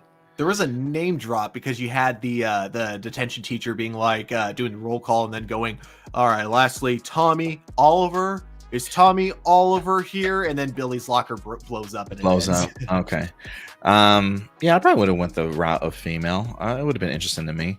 What are your predictions for the new Power Rangers show? I don't know. I might have gone female. And I only say that because I found Jason and Billy's relationship really fascinating in that movie. I kind of would have loved to have seen Dacre Montgomery as Jason have an opposite there, some pushback in regards to a leadership role.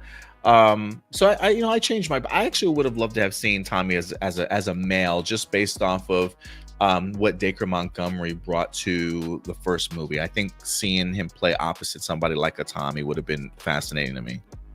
Oh, and you were right. His jacket was in the shot. I guess I just totally forgot about the jacket. Oh, are you muted? What are your predictions for the new Power Rangers show on Disney Plus? I'm predicting original team, probably because this is something that we've I think both the fans and I think like even Hasbro themselves have wanted to push for a little bit, is getting us a female Red Ranger. I think that would be pretty cool. So I'm predicting that new team, not Mighty Morphin, female Red Ranger. Predicting it's going to, go for that Percy Jackson kind of target audience where it's young adults. And lastly, I'm going to predict that I had one more and it just like completely slipped my mind. You know what? I'm going to predict this, and hopefully it's not just wishful thinking. I'm predicting it's going to be connected, but it's not going to be required watching to watch any of the 31 or the 30 seasons before. But I do think they are going to be connected. Yeah, I'll jump on those predictions. I also do think we'll have a really good budget, anywhere between 10 million to 13 million. I think we'll see an uptick in the quality of Power Rangers finally. Also, speaking of which, do you want the new show to be another MMPR reboot? Personally, I don't want another MMPR reboot for a while. I'll take any other season that's not the original series at this point. I don't want MMPR. I'm ready for something new. Yeah. But all right, y'all, let me just reboot this. But I do believe that will be all of our live viewer questions for today. Yep, that's all of them. So thank you very much, one and all, for certainly participating with some great questions, some great interactions also. So thank you guys so much. Tony says, could you guys see Hasbro licensing out Beetleborgs and VR Troopers to other studios? I don't know if they have the rights. Do they have the rights to them? I don't know if those came with like the Power Ranger stuff or not. I'd have to look into that, Tony. If they do have VR Troopers, though, man, come on, guys, you're killing me. I say this like every week. I feel like, I definitely want VR Troopers for sure. Mm-hmm. Let's see. I don't know what we got this week. I am in the process of doing a rewatch for The Last of Us. Last of Us drops season 2 April 13th, so it's right around the corner. So I've got a couple of weeks before then. I'm gonna try and finish off Last of Us this week, and then I'm gonna jump into some Andor season 1 rewatch again. We do have Andor season 2 dropping April 22nd. Those are the two big shows I'm really looking forward to. And then we continually have Daredevil Born Again. So expect a review later on this week for Daredevil Born Again, episode 5 and 6 that are going to be dropping together this upcoming Tuesday.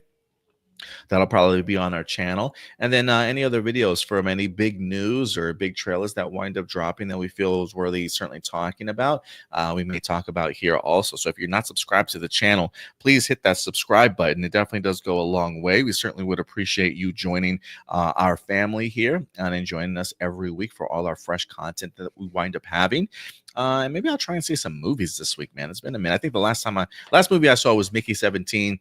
I just didn't feel compelled to talk about it, man, unfortunately. But I've been hearing a lot of good things about it. Everybody's been pretty hyped about Mickey 17. I feel like the odd man out. So I'm sorry, y'all. I'm sorry. You're like me when I watched Jurassic World. Yeah, it just didn't work for me, y'all. I'm so sorry. But yeah, guys, we will have more content for you guys here this week. Stuart, if people want to find you on social media, man, where can they find you? You guys can find me at TurboStew01 over on Instagram and on Letterboxd.